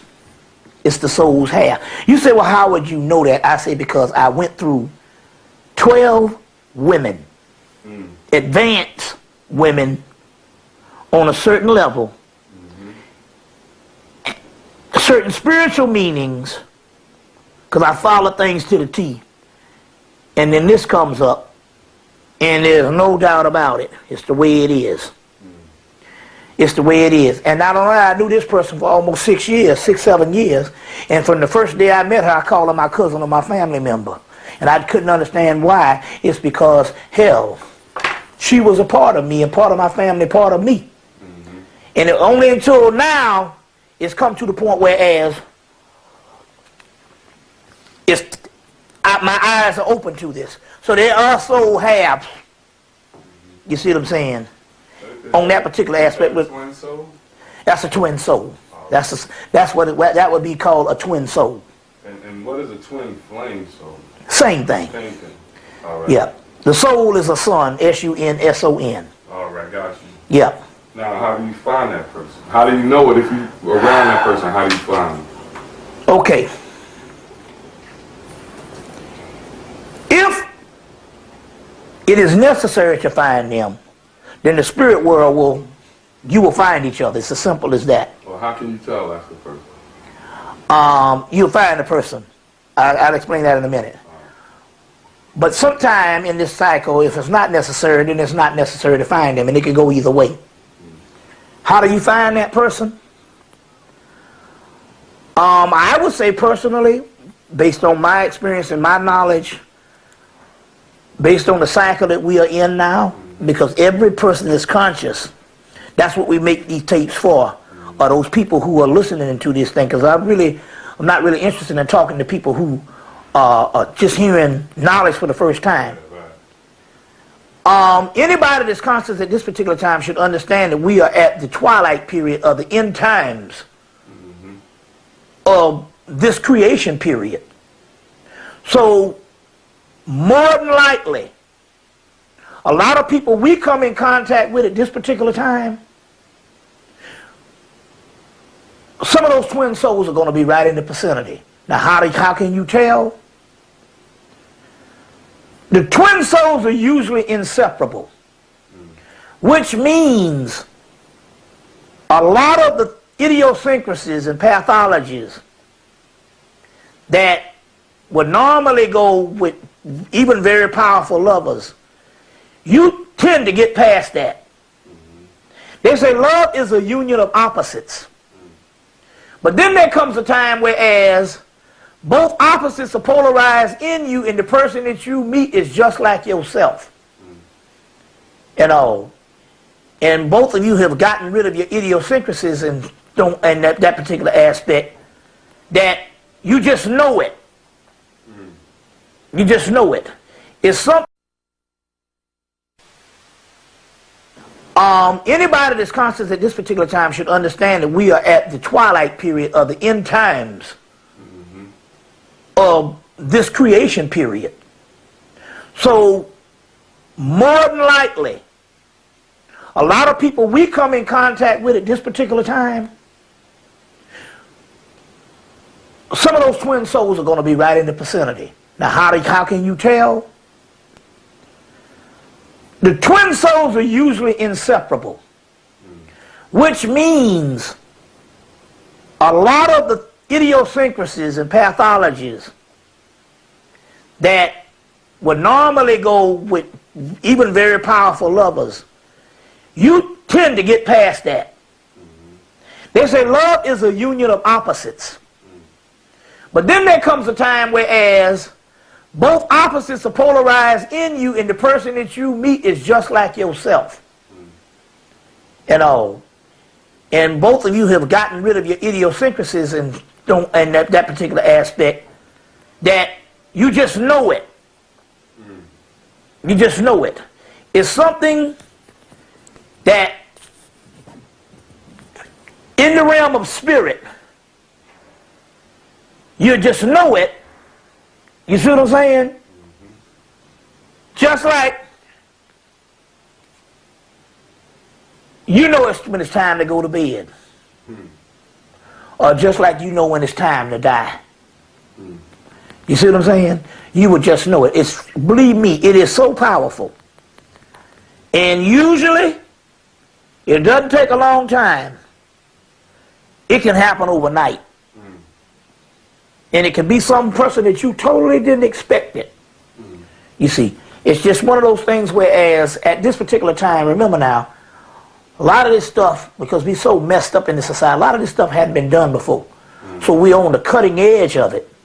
So, it's not that much ample evidence.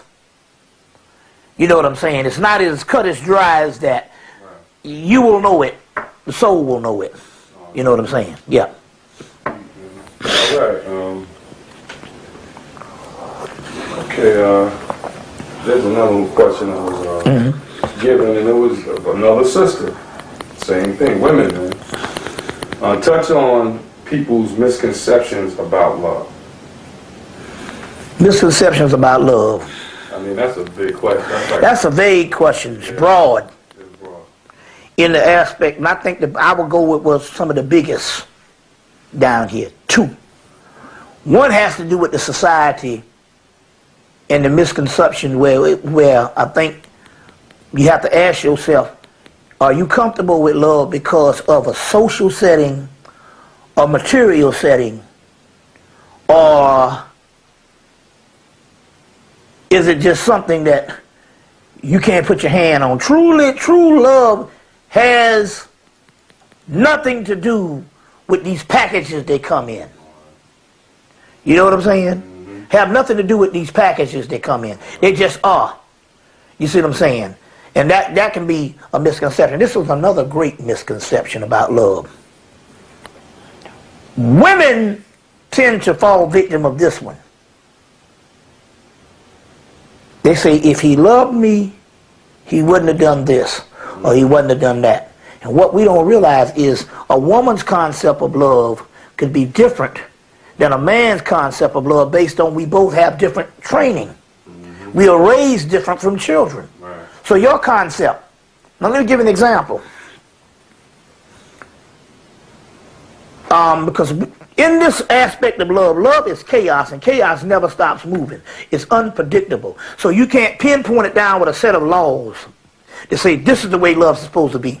Whenever you do that, you box it in.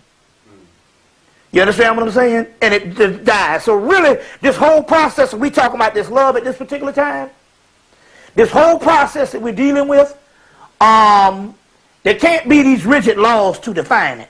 Now, I'll give you an example of what I mean. To understand the difference of women thinking different than men, and it could be something socially, more than biologically, but still yet, the question was, what is people's misconceptions of love? And by the way, my mother told me this. It's the first person I heard it from. Then I witnessed it with my own eyes with one of my friends. A man can be madly in love and can go out and have passionate sex with somebody else. And somehow women that are not trained, are not, I don't want to say trained, but I want to say the word, that are not socialized into this particular way of doing things, cannot, for the damnedest of them, cannot understand it. But then there are women that can be in love and can be prostitutes. You see what I'm saying? Right. Nymphomaniacs or whatever, just like sex. They can get past that. You understand what I'm saying? So we do know that biologically a woman can do this and be in love. But for most of the social behavior of women in most societies, especially in most modern societies, it doesn't occur as the way it is with a man. But a man can go out, and I have had a friend that was so in love until when it wasn't going right, he would be in the bed sick. I have seen this guy love to that particular aspect on that level, but it was still, it was early. It wasn't the cosmic stuff I'm talking about. I'm talking about he was madly in love, and no one can say that this guy wasn't. And a week later, we roll in stuff, and we meet some girls, and we both make love to these women. You know what I'm saying? And he's not sitting up in there and not enjoying it. But it has nothing to do with him not being in love. And the woman will say, well, if he loved me, he wouldn't have done it. No. That's your concept of it, and that can be a misconception. Now, I'm not necessarily telling you that to give over to the extreme, but I'm still trying to tell you something. It's all about understanding. You see what I'm saying? It's all about understanding. And that's what we're talking about here. Trying to understand this thing. You see. So, those are misconceptions. We can go into other ones. We can go into other ones. But that's why it should, the aim of love should be what they call it, unconditional. Unconditional. And one of the and I think one of the biggest misconceptions of love is confusing love with sex. You see what I'm saying? Confusing love with sex. You see what I'm saying?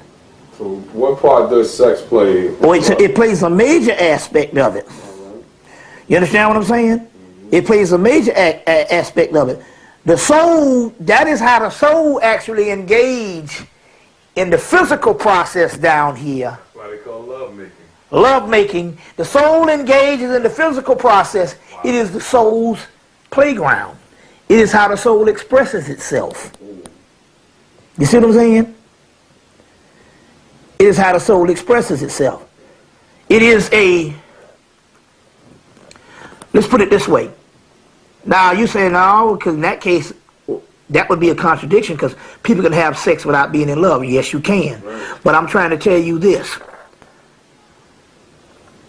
I can use this pencil, and I could write something down. I could write all day long.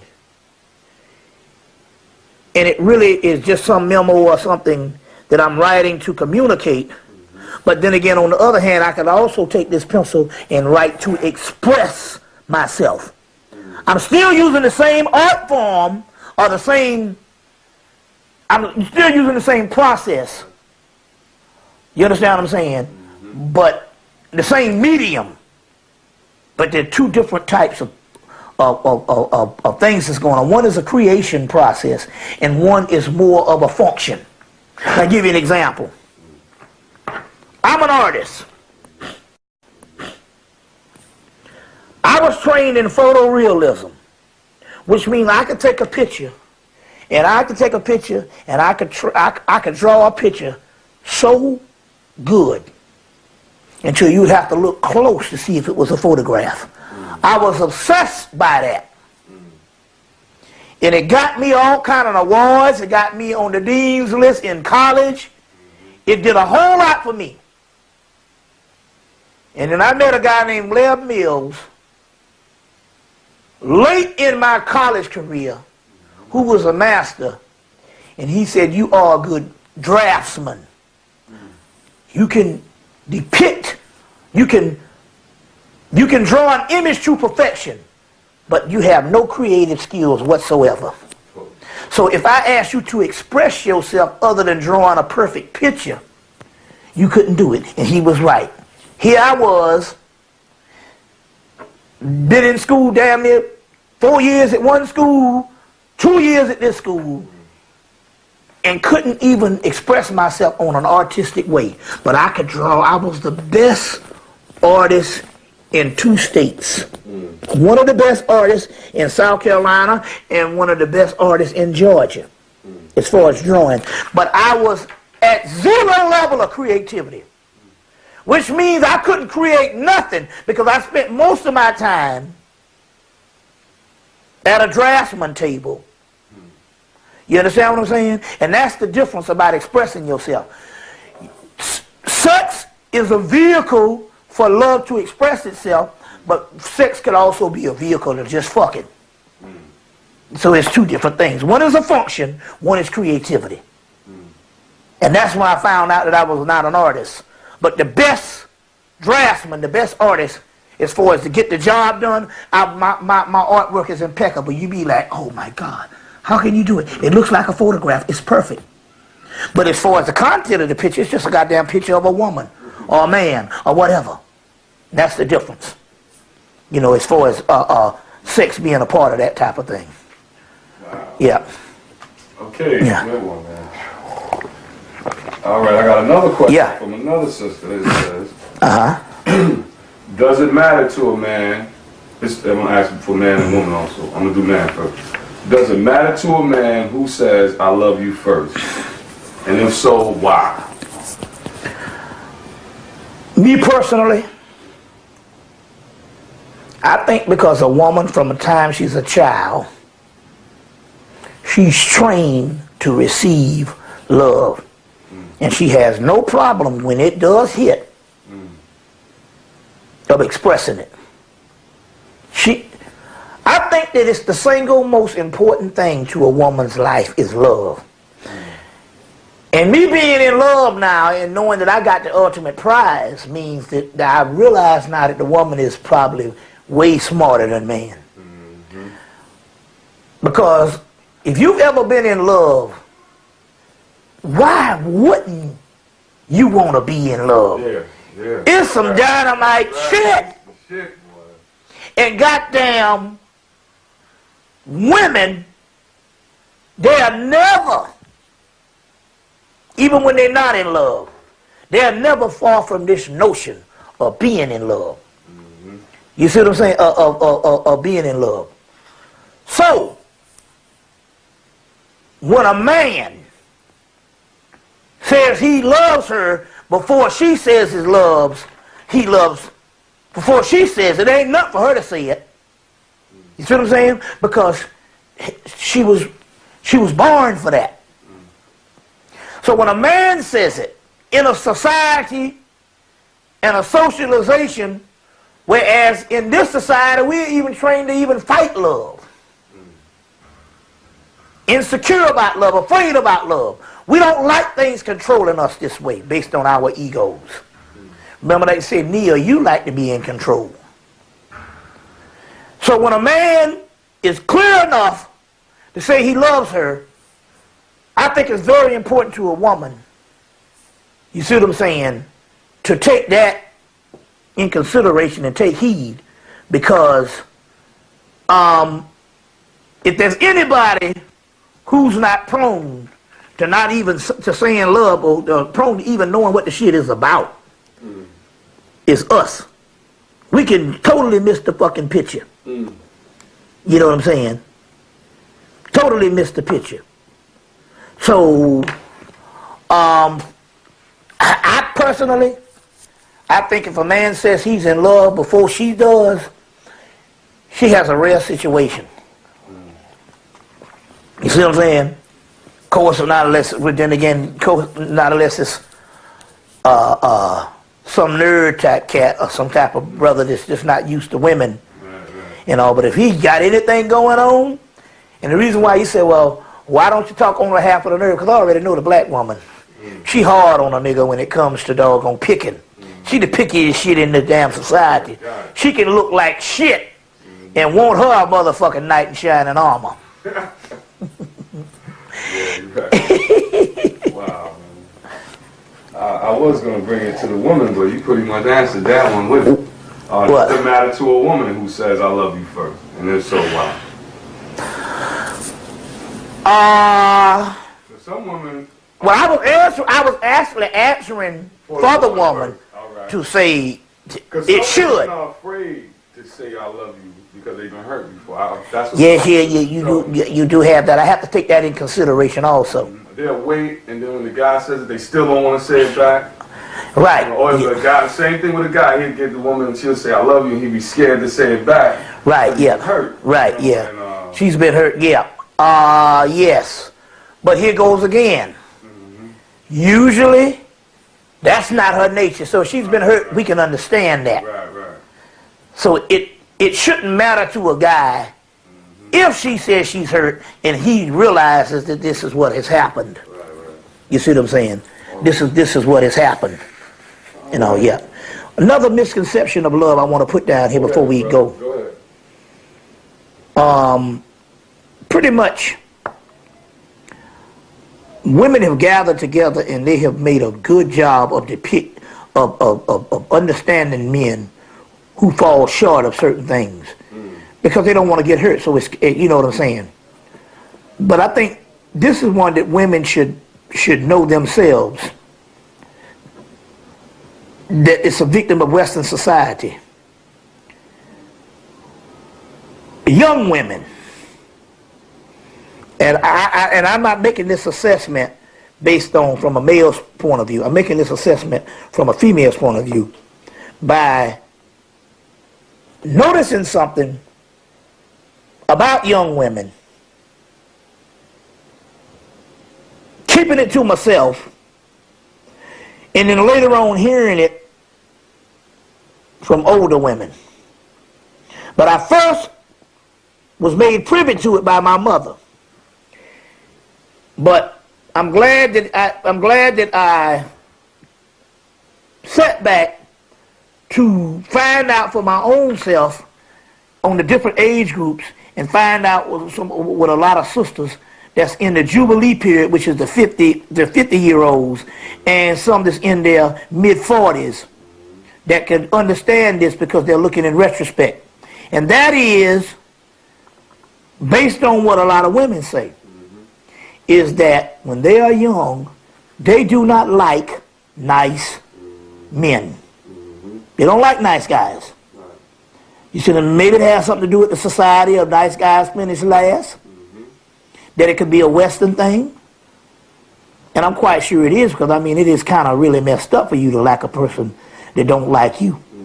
But I do know this for a fact. I first was made privy to this with my mother. She said, man, you in college. She said, now don't be fucking around going up there and being nice, because a nice motherfucker better get the fuck out of my face. This is my mama, a school teacher. And she's saying how she knows what was going on when she was young. You understand what I'm saying? What was going, and I think it's even worse now with the roughneck and the shit that has been produced with the hip hop world. It's probably even worse with girls and the whole gangster shit. But this thing is prevalent enough, even in my mother's age, you see what I'm saying, of being a teenager in their fucking 50s. You see what I'm saying? Early 50s or whatever. The point I'm trying to make here is, that's one of the misconceptions. Now, the sisters that are now in their 50s are telling me, when I was younger, I didn't like nice guys. But too often, when they figured it out, sometimes it's too late for sisters because we got such a disproportion of men in this society. Mm-hmm. The ones that's in jail, you see what I'm saying? Mm-hmm. The ones that's already married, the ones that's gay, mm-hmm. and then the ones that's dysfunctional, mm-hmm. sexually, and some just bums, mm-hmm. or some type of thing that you can't even deal nothing with. Mm-hmm. So the point I'm trying to make here is, a lot of times when they figure it out, it's too late for a lot of sisters. Mm-hmm. You see what I'm saying? Right. It's too late for a lot of sisters. So that's a bad misconception, and I'm glad I went back to that question because that is major. You understand what I'm saying? And they must challenge this idea, or they must challenge this, because the simple fact here is, some of these girls are not, all men are dogs. No, some of these girls, they draw to them these types of things based on what they like. They say think, and it is. Well, they have a certain concept of what they like, and they draw this to them. And a lot of times, it is dog men. There was a guy from your neck of the woods, New York, down in college with me. This brother was a straight-up psychopath. He would go to jail every semester for fighting and all this, and it didn't get, okay, when he was a freshman, that's all right. He just coming out of high school. But it didn't get no better each year until they finally threw this nigga out of school and stuff for just raising too much hell. They waited till his senior year and they got his ass and threw him out of school. And I remember the day his father was coming to pick him up, they literally had to pry this girl from his neck. He is one of the biggest psychopaths on the campus of thousands. He was the worst. And I noticed he didn't have no trouble with women. You see what I'm saying? None with women. Then when a woman try to sometimes say, I'm severely damaged, you see what I'm saying? Now on the other hand, she has to look at this psychopath that she has conjured up. Now on the other hand, I have known guys with 4.0s. These motherfuckers could build radios out of this damn table. Build a damn race car out of some fucking fabric. These niggas are now CEOs of corporations now, and the same women are going, huh? Why can't I meet a man like that? And they didn't even consider them. You see what I'm saying? When they were young. So this is one that's a vicious cycle. You know, yeah. All right. Want another one? Yeah, how many more you got? A couple more. Well, just might as well finish them off. Yeah, we're going to knock them out. All right. Damn, you just did this one. But it leads into something deeper. How are people able to get with the wrong person? Right. And what makes love so powerful that people can be blinded by love? Okay. Well, on one aspect, I can add a little light to say that they say that love is because they say that love is a opposite of unions. A union of opposites. So by love being a union of opposites, I can see how it can be very powerful when you like a person who's not like you, which makes a lot of sense. And I think too often that's what happens when they can get with the wrong person also. And be very attracted to them. So there's a metaphysical aspect of the woman being attracted to somebody, you see what I'm saying, that's not like her and stuff. But it's a thin line, you see, with abuse. But it goes back to the same thing. The wrong person could very well be an entrapment of something you think you want, and it's always based on a survey of what you should have. You see what I'm saying? A survey of what you should have, and understanding this type of stuff. Right. So yeah. Okay. Here we go. This is a grand champ question, and I'm sure you hear. Why are black people so in love with their enemies? With their enemies. Okay, well, since we're talking about love, I guess that can be a form of love. I think that's a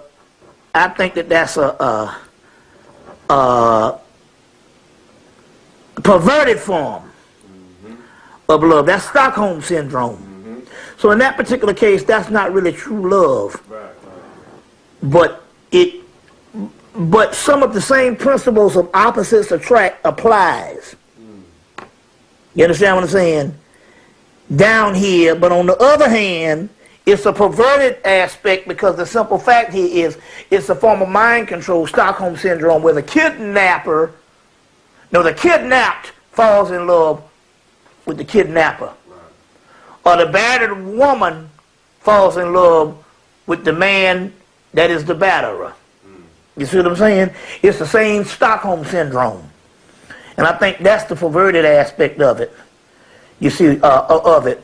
But on the molecular, on the deep psychological levels, we like sometimes that which is different. And John Henry Clark said, how did we become so fascinated?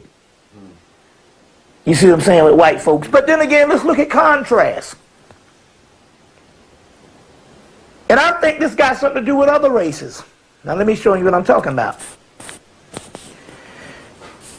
We can go to Europe now, and they say that they are fascinated with black folks. Especially American black. American black men and black women. Right. And singers and stuff like that. But I'll give you an American case. There was a high school teacher that was from South Dakota. And he said because there was a black family that moved into the community. And it was the only black family. He said, and they would invite them all, everybody wanted to invite the black family to dinner.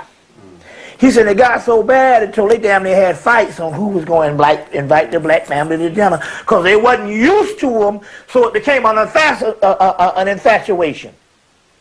So sometimes the contrast, you see that white skin in a black community, it represents something so different. You see, and although you see it on TV, I'm talking about the contrast of you in a black community, everybody in there black, and you got this white person walking around. And it can either go either way. It can be very strange looking, or it can be fascinating. You see what I'm saying? On the subconscious level.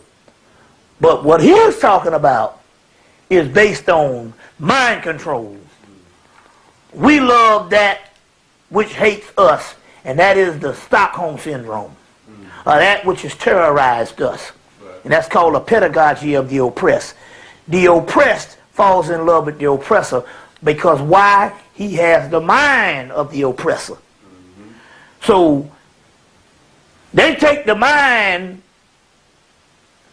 If I hate black folks and I give this black person my mind by wiping his mind out simply by eliminating his culture, then that black person who receives my mind that hates black people, he will hate black people also because the mind becomes in opposition to the body. And he will also love white people. You understand what I'm saying?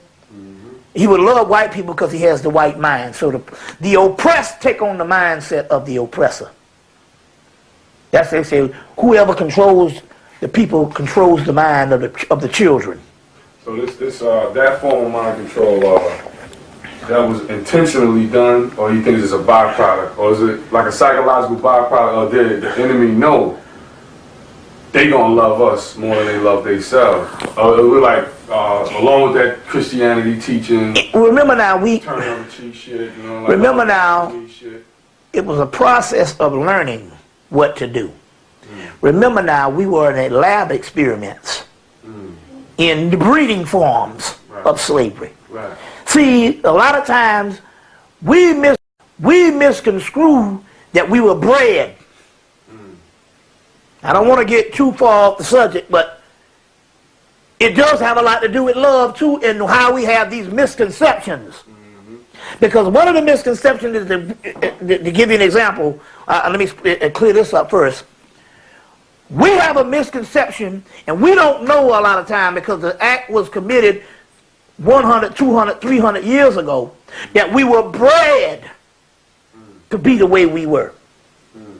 You see, to be the way we were. Now this is all in line when it comes to black male and female male relationship, or male and female relationship, because some of the biggest male chauvinists are women, because they have been given a set of patriarchal ideas. They were bred in them based on the society, and they view women from a patriarchal concept or a male chauvinist concept. You see what I'm saying? And that's why women are the fastest to turn against each other. And why is this? It's still a victim of a patriarchal society, because a woman has to have it's based on competition. She's constantly have to compete with the man based on looks, based on this. You see what I'm saying? Based on social aspect, classism, and different things like that. You see? So it all comes together. You see, on that particular level. Well, we got through the questions, and on that note, we're going to take a brief break, and we will be back with some more about love. Steve. All right. We're back. All right. All right, man. What I'm going to get into now is the 10 Mahabodhiyas. 10 Mahabodhiyas is a book that, well, you can get the book on the 10 Mahabodhiyas by David R. Kinsley. David R. Kinsley. It's on the 10 Mahabodhiyas. The 10 Mahabodhiyas are different aspects of the goddess. In this particular case, because we're talking about the Indian mythology, is different aspects of the goddess Kali. And what happens is that Shiva has to go in, and he makes love to each one of these 10 Mahabodhiyas. And one way he's making love to 10 aspects of the goddess. You know, the 10 aspects of the goddess in this 10 Mahabodhiyas. And after the 10 Mahabodhiyas, I'm quite sure it culminates into the goddess Parvati, who is the goddess Shakti, which means mountaintop, which means he's at the highest level that he can go when it comes to love or sex. And so as a result,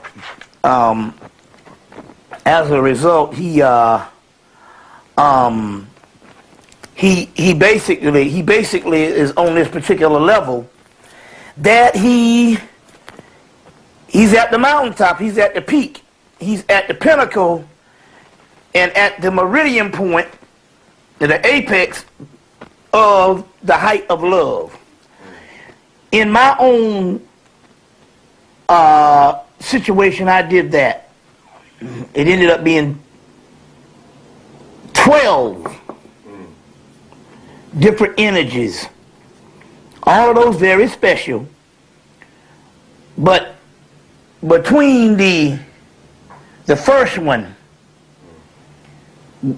which was the passionate aspect of the love affair, and what's going into what will finally be the 13th aspect, which will be which is a key number, 12 signs of the zodiac. So I don't know whether it was 12 or 10. I know it's 10 in the mythologies. Between the first one and the 13th one is he experiences all aspects of the goddess, and all aspects of the goddess, and as a result, when he's ready for number 13, he finds out that number 13 is the culmination of all the other ones. So all the other ones are in the number 13. in the 13th one. So this is almost like graduation point. Graduation point. I say that in to say that to learn a little more about the goddess energy and the love as well as the sexual aspect, you need to get that book, David R. Kinsley's book, The Secret Goddess. Now, the 10 Mahabodhiyas is the name of that book. Next, we're going to get into this particular book, Sex Magic, Tantra, and Tarot, by Christopher Hyde, Ph.D., and Lon Milo Duquette.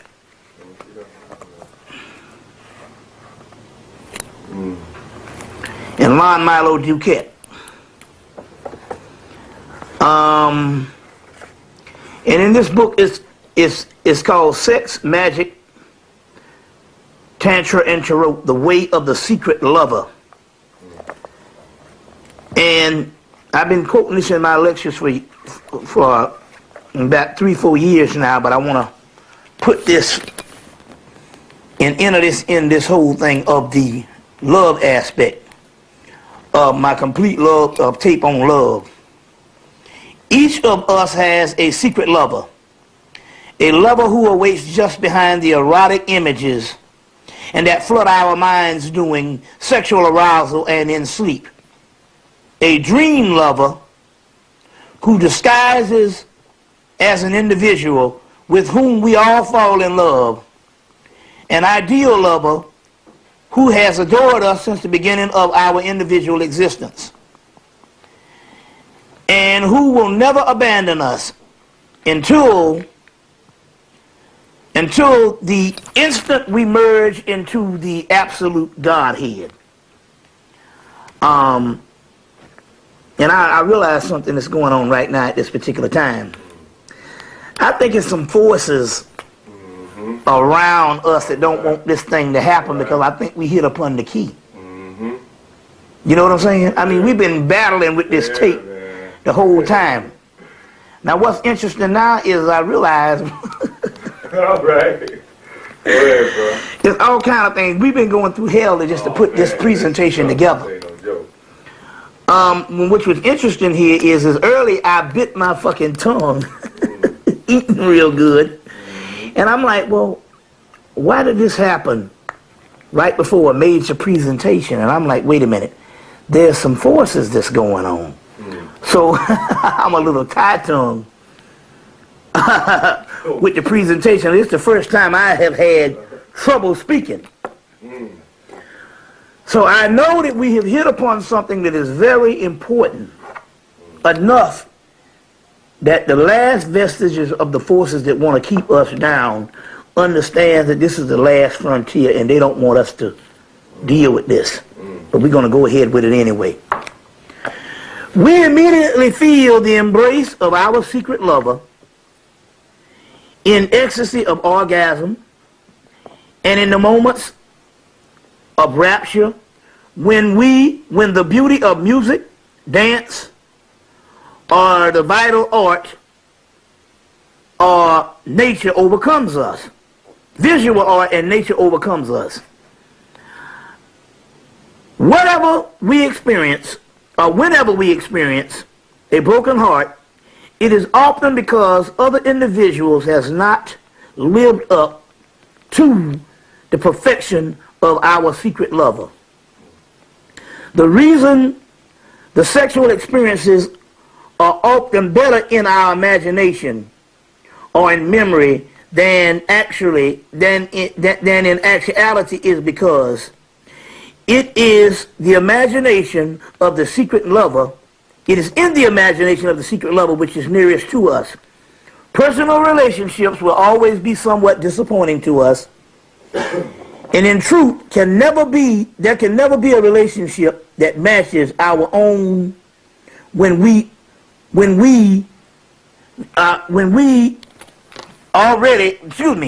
matches the one we already have with our secret lover.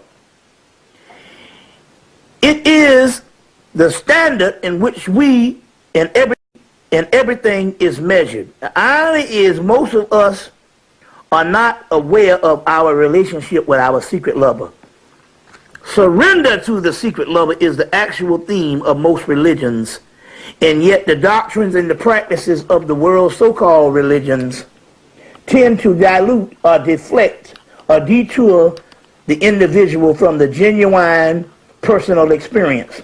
Moreover, religious establishments have unceasingly strived to conceive their congregations, and that the most private of all religious events is not a personal experience at all, but an ambiguous, incomprehensible occurrence to be publicly affirmed and validated by the priestcraft.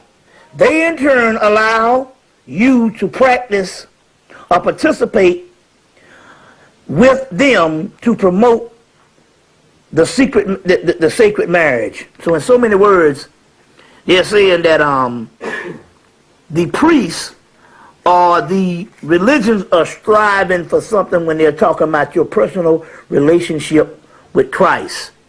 That personal relationship that they're talking about is nothing but the personal relationship with your soul or the heart chakra.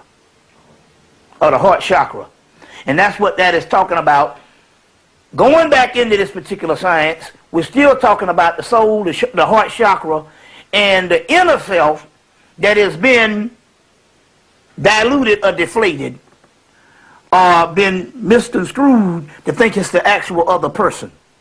But the secret lover that we're talking about is your heart chakra and your own personal spiritual aspect of your own soul. Because ultimately this love that we're talking about is your own soul. Now, all right, we are back.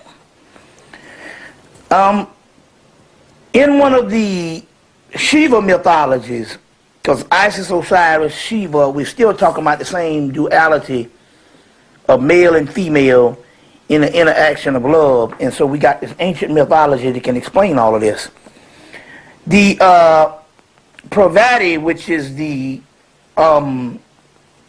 aspect of Isis or even Mayat in East India, they talk about a dice game that both Shiva and Pravati engage in. And as a result, Pravati wins the dice game. And I'll try to explain what this is about. In this particular book called coming from Oxford University, The God Inside Out, Shiva's Game of Dice, by Don Handelman and David Schulman. Don Handelman and David Schulman.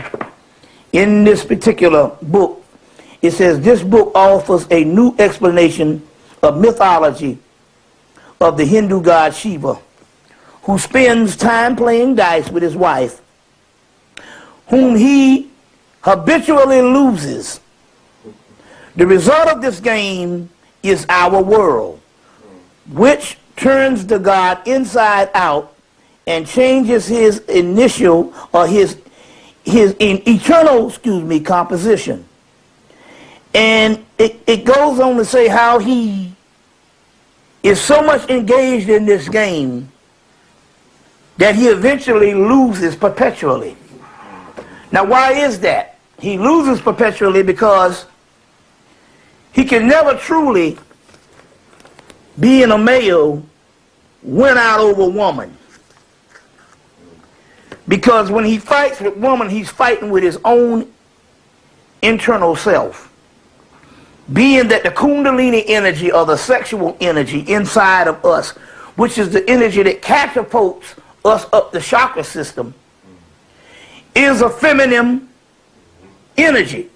So that's why man has to, in his own right, get in touch with his feminine forces or feminine side, and in doing so, he can conquer or synthesize this overwhelming thing that we call love. That we call love. And I guess that's the reason why I said earlier that women are smarter than men, that they are trained on this love thing from a child, and it is a lot easier for them to accept it or even recognize it at first when it first hits, and don't fight against it. And so I think that's what this thing of Shiva, you losing the dice game, is that ultimately she's always going to be one step ahead. But then again, on the other hand, that is great because she is the initiator of these particular mysteries. If man initiates, they say a lot of time, matters of the mind and knowledge, woman initiates matters of the soul. And that's the difference in a nutshell. But Pravati, which is the Shakti power that is inside of the vital essence of us as sexual beings, it goes to say, and I'll quote, that Pravati, her energy goes all the way back to the beginning of creation. Now I want to quote this. It's in the book, The Presence of Shiva. And they say that her energy goes all the way back to the beginning of creation. Pravati's energy. And I want to see what this thing is talking about here. Government, okay. It says, am I going to get this right? Trying to see here. Here it is. Let's see if we got this right. Page 349. You all right? Oh, yeah. Okay, page 349. Well, it's going to work out.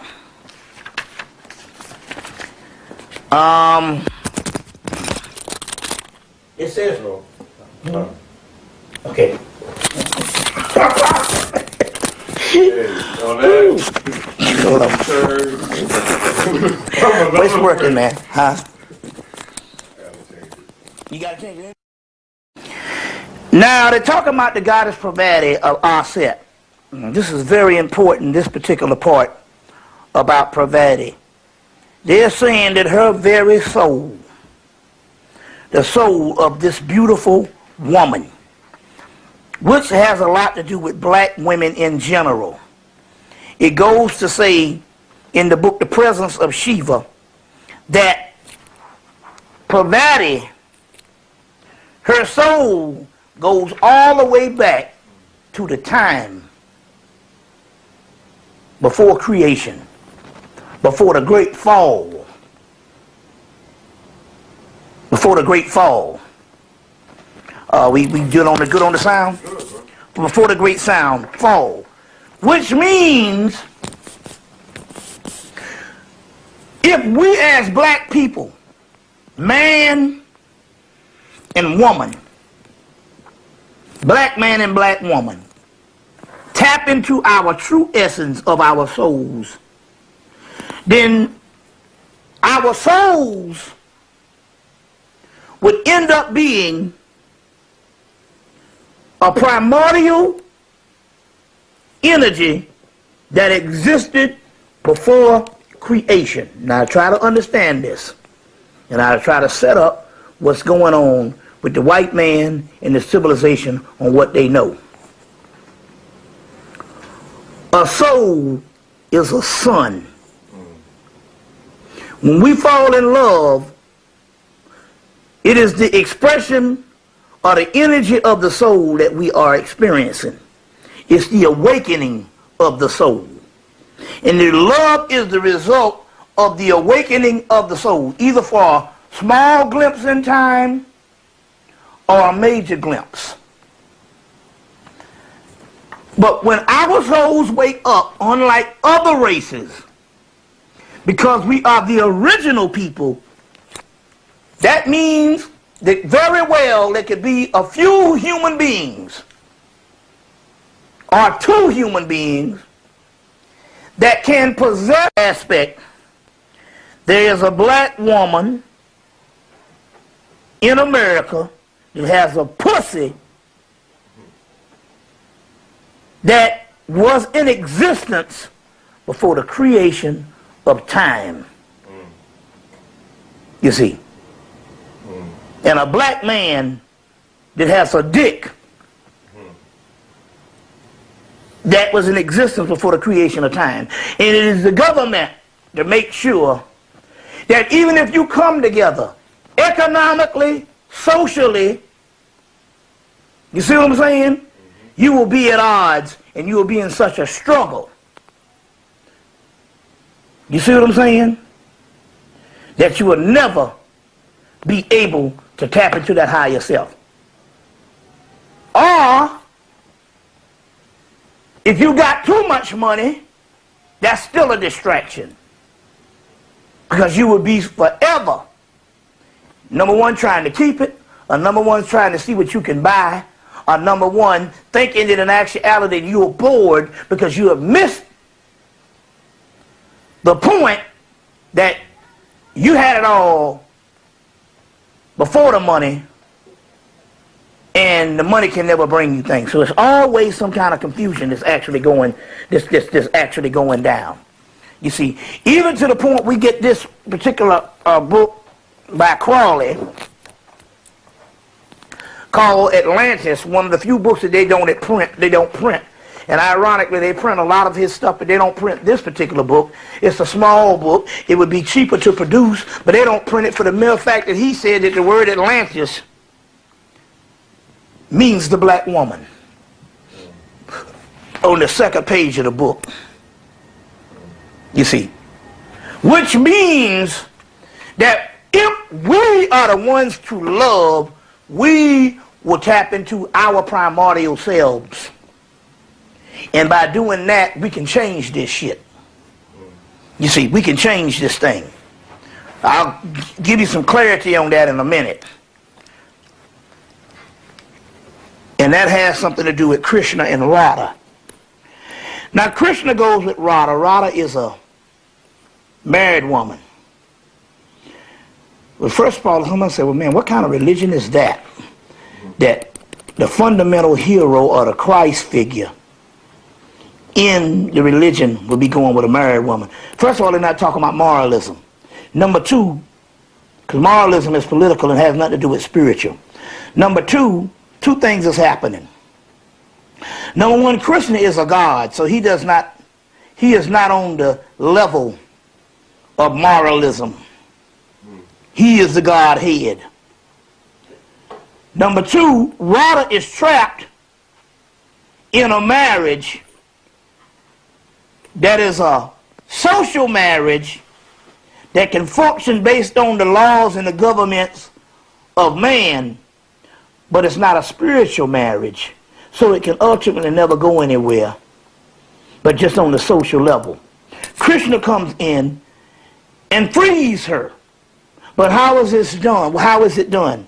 This is another book you can get called David R. Kinsley's book, The Sword and the Flute, by David R. Kinsley. Well, number one, this love has a lot to do because by her being married, they don't have a lot of time together. They know that the time that they have to spend together is not spread out, it's intense. You know, it's intense. So they don't have a lot of time to be wasting when it comes to this love that they have, where they have distractions because they're just this regular couple. You see what I'm saying? It's got a whole lot of time on their hand. When they come together, it's extremely intense. And it's intense because they know that time is the factor. She cannot be with him the whole time. So by it being so intense, they go into a realm of bliss.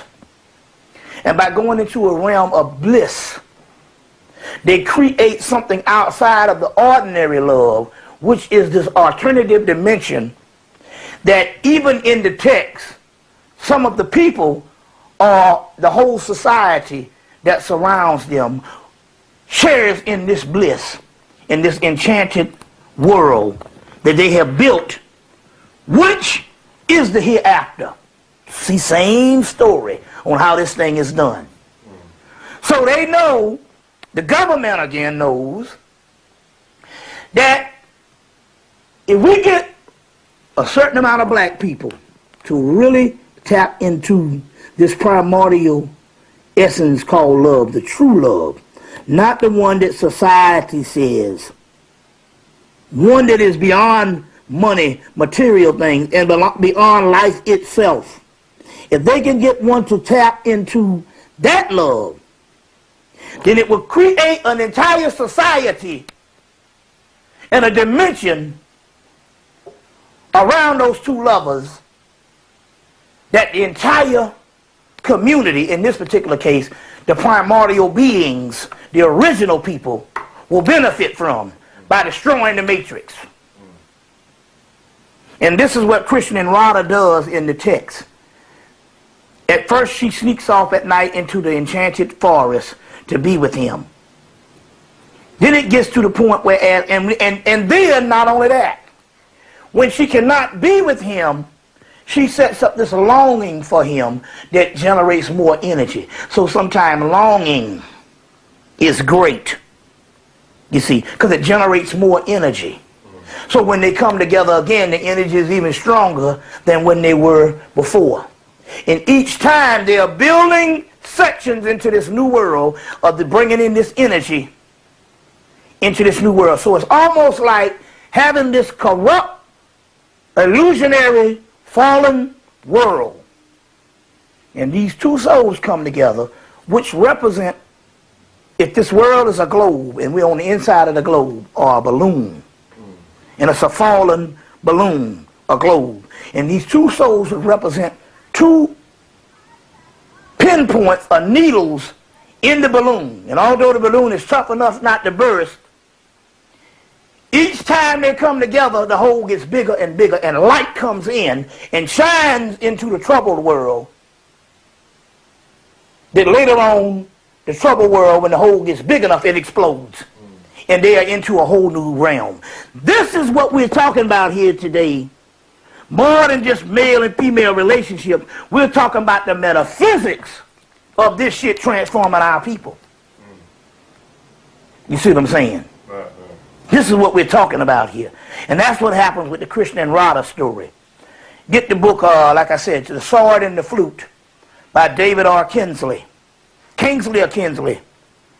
which goes to the lingam and the yoni.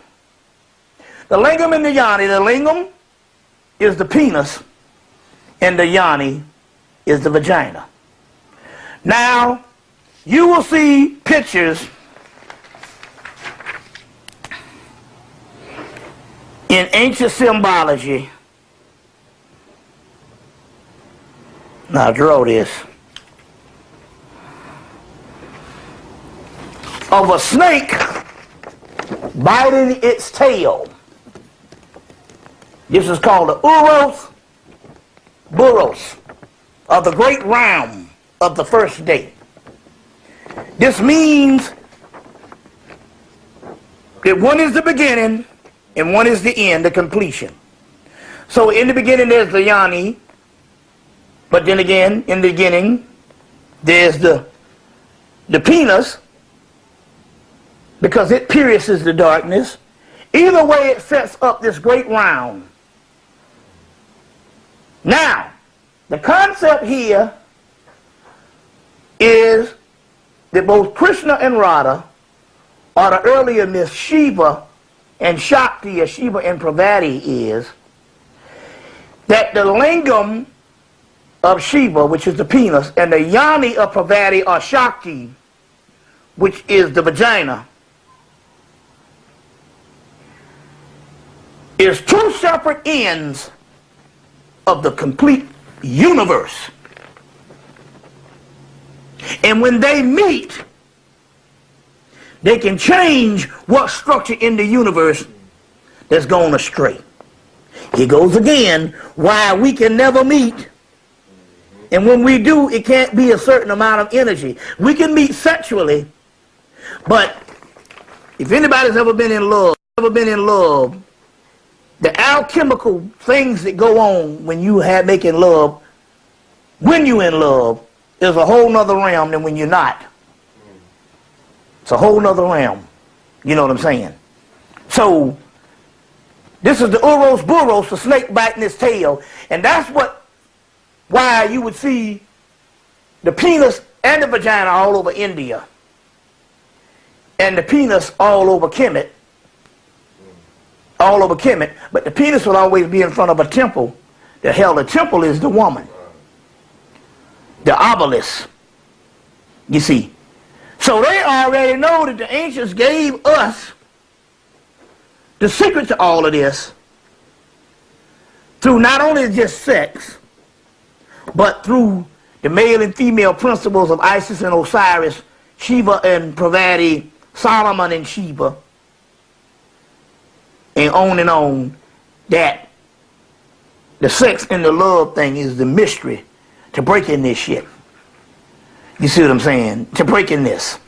It's very key on how this particular thing goes. Shakti, the Kundalini feminine power, which is very interesting here, because the Kundalini energy is both in male and female, is the feminine power. So, one way to keep us down, even in the conscious community, which I'm so glad that all of your religions and cult leaders and shit have passed now, whereas they would tell you that one would be superior over the other. Male would be superior over the female. What they don't want you to know is the great mystery of the sexual energy that is inside of us, which is the Kundalini energy, is a feminine energy. So one mystery of breaking this down, going into this, is to understand that you are nothing but two of the same halves, twin souls meeting. And there's no such thing as you being inferior than the other when you both were way before the physical aspect. But ultimately, it's one energy, which is the feminine energy. So in so many words, the black man is the only one who has the complete aspect of the Kundalini energy in him that works totally from the sacral vertebrae, the root chakra, all the way up to the pineal gland.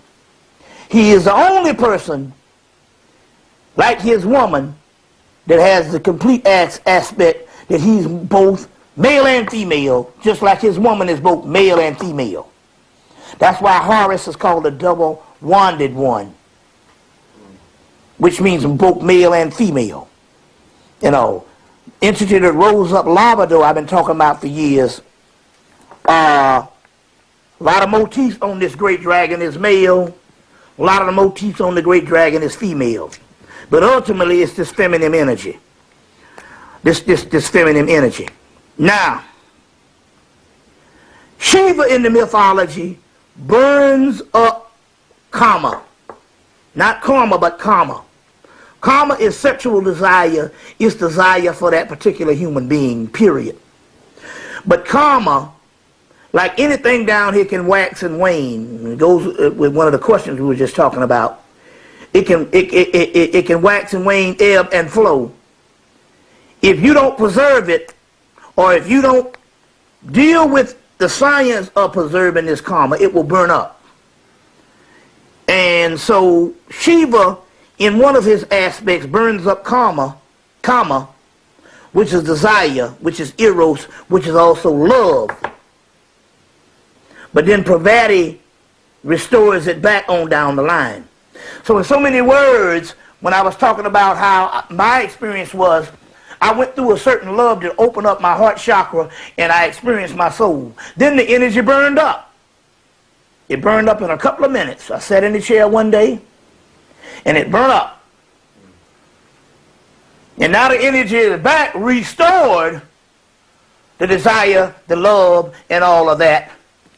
But it had to burn up at first so I can go through several aspects of the goddess to come back in the complete aspect of the goddess. I went through 12 Mahabodhiyas to get all of those Mahabodhiyas in one of the 13th goddesses, which will be one that will be eternal. So this is the way energy goes. So going back to relationships, we must also know that excessive, too much of anything could also mean that in actuality you might deplete it.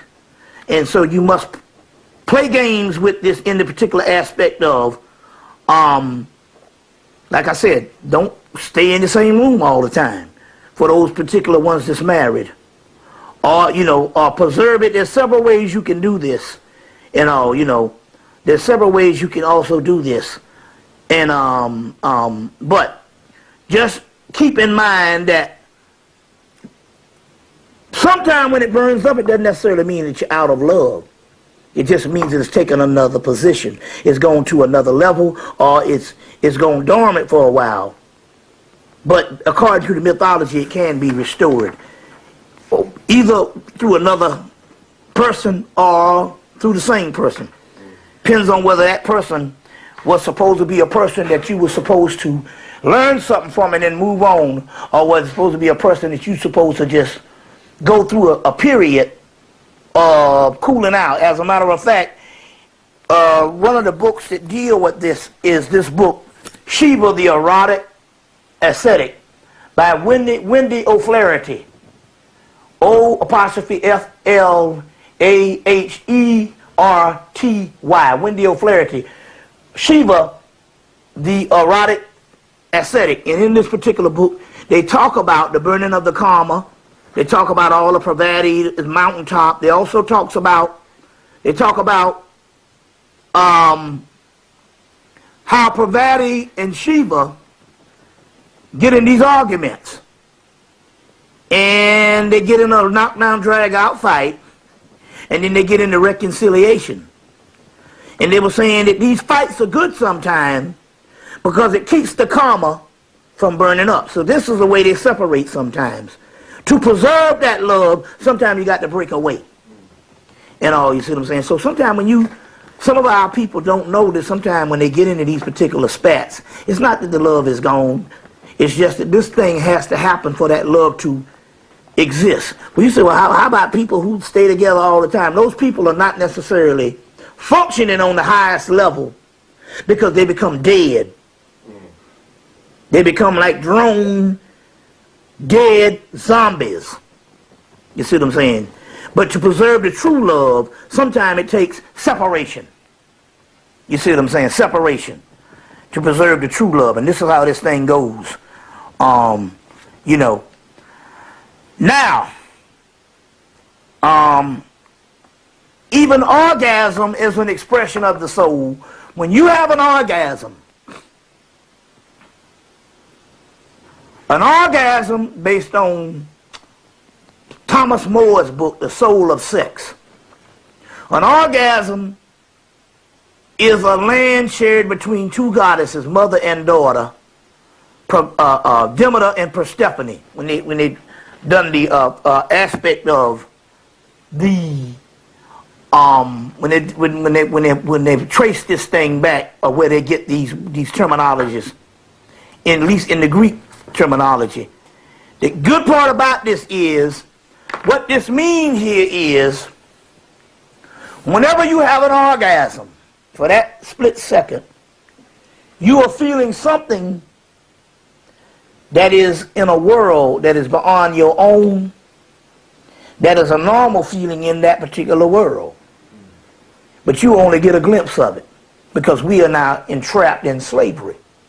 So an orgasm is this solar phallic energy. It's the sun.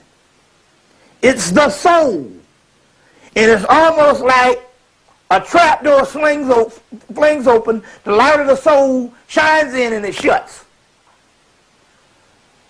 But when this thing flings open again, and the whole world has an orgasm, and it stays open, it will destroy this world. Can you imagine, for that split second you have the orgasm, if the orgasm came on and never went away? You would actually die. So it's the same aspect of what happens here with the world. We're getting into the essence of how this whole coming together of the male and female works. So when you have that orgasm, for that split second or whatever it is, you are feeling something of the realm that you fell from and became encased in the actual physical. Where is that realm you came from? That realm is your soul. So the whole concept of Jesus saves, the Christ, if you take it away from the physical debauchery of a man that the Romans give you, the Christ is nothing but your soul. Your soul saves, not your soul. Jesus saved your soul. The Christ element means when your soul becomes, attained the level of Christ, it is saved. Because it is broken outside of the matrix that entraps it in physical bondage. So the soul itself is the Savior. Because the soul is the Christ. Christos, Chrysalis, Pegasus, Horus, Perseus. The soul is the Christ. So whenever you have an orgasm, you are feeling the soul. Trapdoor opens for a split second and closes back. About like what love is. Love is a lot longer than a couple of seconds, but still yet it's a doorway in time when you glimpse the divine. And it's constantly burning out unless you surrender self, and you can keep this thing forever. It can be eternal. You can be eternal. So that's what an orgasm is. Moving right along. Sekhmet, the goddess Sekhmet, in Kemet, her land is called Sekhet Aru, which means fields of blood or the paradise. So paradise in Kemet is called Sekhet Aru, which is the realm of Sekhmet. But Sekhmet is also the original Kundalini goddess Shakti. Is Shakti in India is Sekhmet or Sekhet in Kemet, which is the original Kundalini goddess, but her realm is what the Egyptians or Canaanites called the hereafter. So here goes again that this sexual energy that we long for and empires have been rose and destroyed off of this sex. Sex is the #1 shit on the planet some way or other, one way or another. You see what I'm saying? And if you don't think so, you got some work to do. But that sexual energy, again, is called Sekhet Aru, which means the hereafter. So when we experience that orgasm again, or the whole act of sex, and that desire and that lust, all of that is nothing but glimpses of the other side, you see what I'm saying, that we have to conjure up in love making and different aspects to get to that particular side, to have glimpses of it. But in India, the Shakti power, they say there will be the return of Shakti. So wait a minute, one man it's the Kundalini energy, it's a sexual energy, but it's also the realm that the Hindus say that they'll ultimately end up in. Well, in Kemet, it's a Kundalini energy, a sexual energy called the Sekhet Aru, but yet it is where the Egyptians say they'll end up in. Then you can understand why they have to shut down the production of the black man and the black woman, both sexually, if they wanted to, or solely by not producing a certain amount of love, because there has to be a certain amount of love to obtain a certain degree of another kind of orgasm. There's the regular function of orgasm in Kundalini, and then there's Kundalini that's alchemically raised through love. And that one is the one that transforms you. You see, that's the one that transforms you. Including, we come to this particular portion, is this. You got Isis and Osiris. You have Metatron, Metronet. You have Ishtar, and Anana has this, I can't think of the person. Ishtar and Tammuz. You have you have Parvati and Shiva, Krishna, Radha, Jason, Medea, Dionysus, Ariadne. The list goes on and on and on of this primordial pair that's talking about the same two, Isis, Osiris, Aset, Osar. Now, in the myth of Solomon and Sheba, Queen of Sheba, which they say is from Ethiopia, so it automatically tells you it's the black woman. The Queen of Sheba, she gives him a riddle. It's recorded in this book, The Black Goddess and the Unseen Real, and I think it might be even in another book that you might, because this one here costs $80 by Peter Redgrove. Peter Redgrove, but there might be another one. Let's see. There might be another one. And then we want to give you a cheaper book that you can get. Let's see, a cheaper book you can probably get. 45. Let's see, notes. Let's see. I'm trying to get this right. Extrasensory perception. Let's see. 45.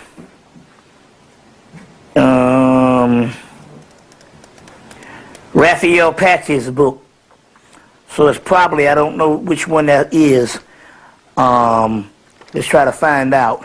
He has one called Hebrew Goddess, and it might be in Hebrew Goddess. But it might be in the woman Barbara Black.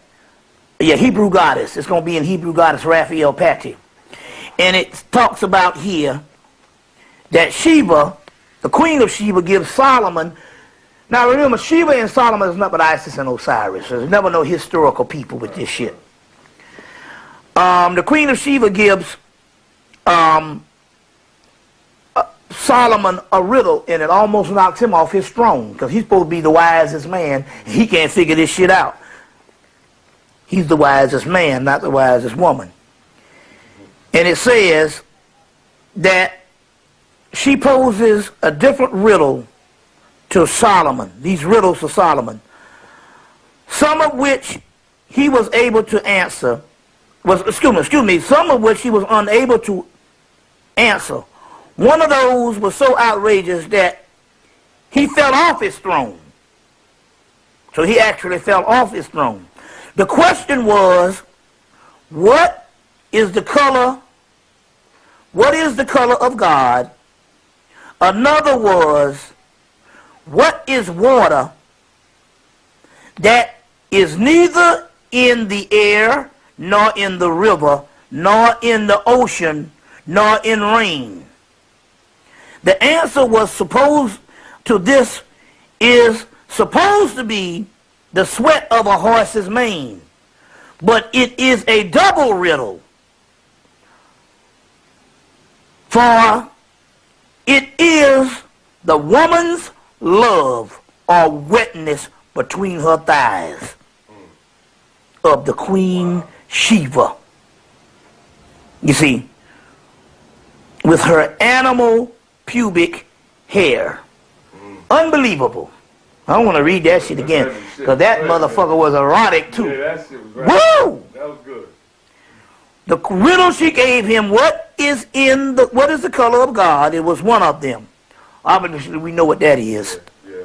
The other one, what is, because they didn't answer it in this book, so obviously, you know how that goes.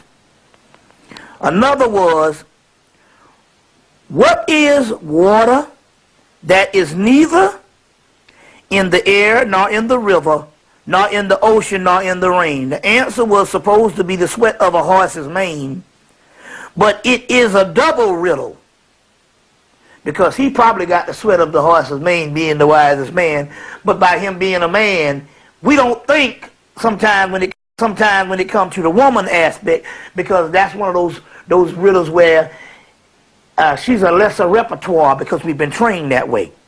And obviously, it was one that he didn't get because he fell off the throne.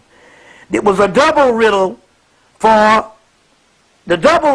a woman's love, or the wetness between the thighs of the Queen of Sheba with her animal pubic hair. You see, and it says now, now this is and this is one. He says this. Now, let me show you how spiritualist shit is. Let me show you how to have given. Okay. Let me show you how spiritual this is. The week before last, or last week, no, week before last, I woke up and the Spirit gave me the riddle to the question that's been asked about Isis for years. She said, I am Aset Isis, and no one has seen my veil. And I'm like, what the fuck is... I've been trying to get this riddle for 13 years. I'm quite sure it's a multiple riddle, but they gave me the ultimate answer. The Spirit said the veil is the pubic hair. Isis is the vagina. To lift the veil of Isis is to shave the pubic hair, which it says here. Now, the Spirit gave me this 2 weeks ago.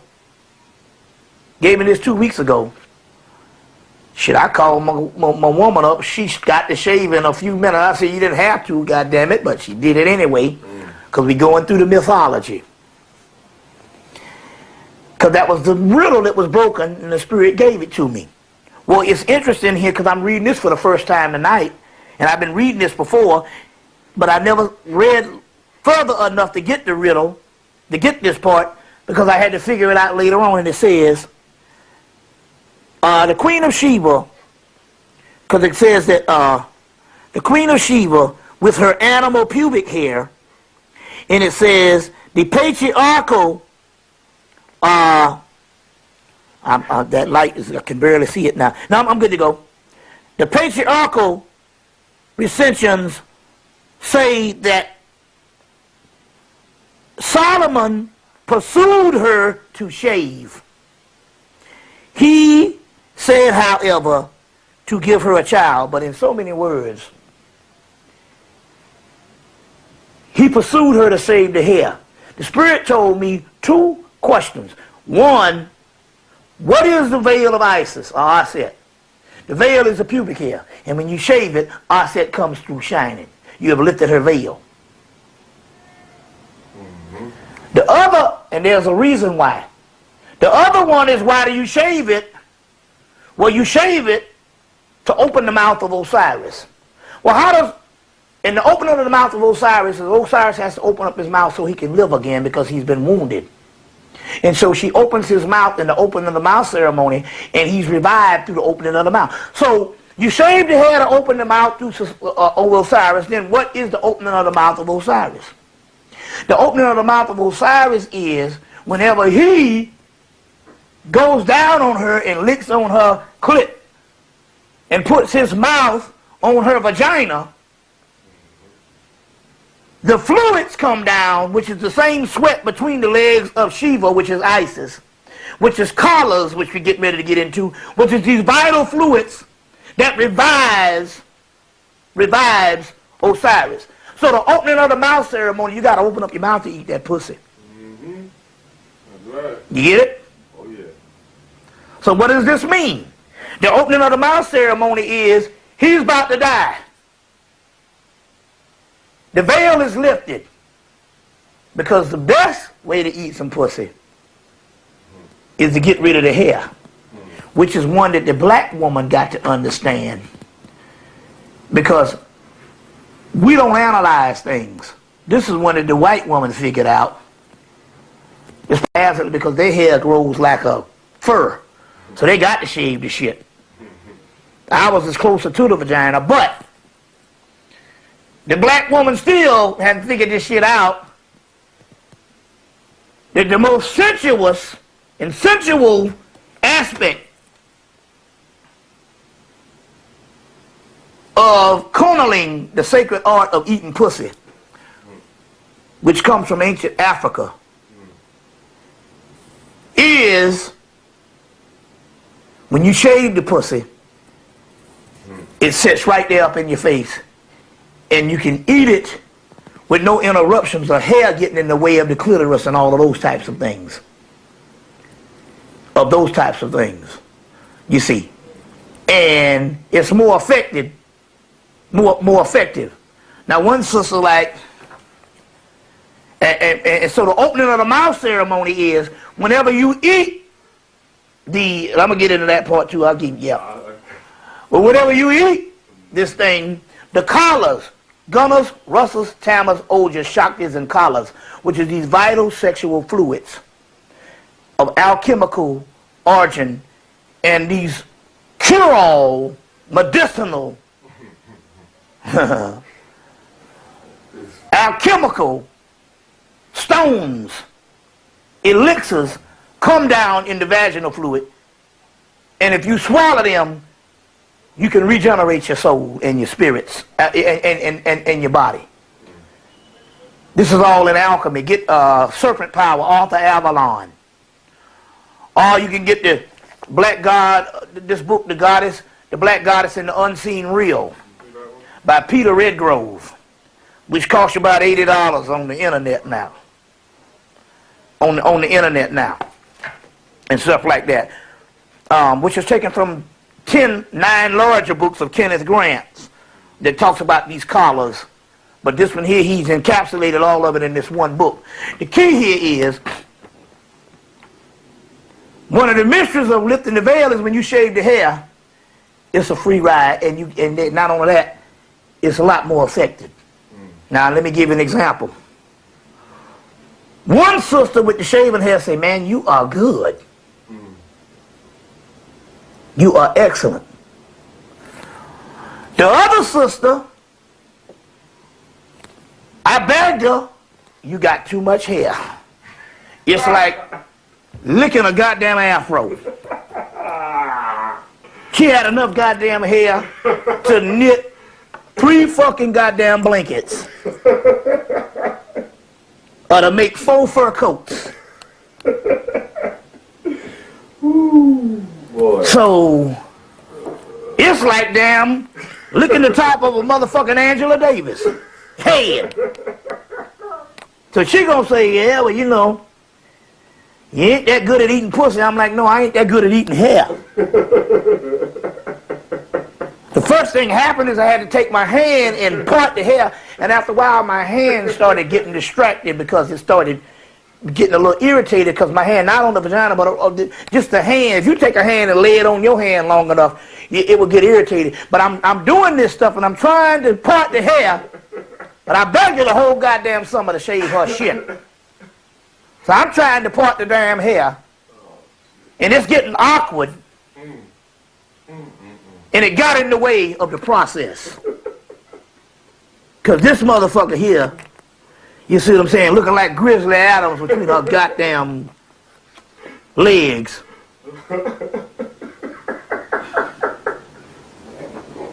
You know what I'm saying? Oh, shit. You can braid her shit. She had enough hair, if you cut it off,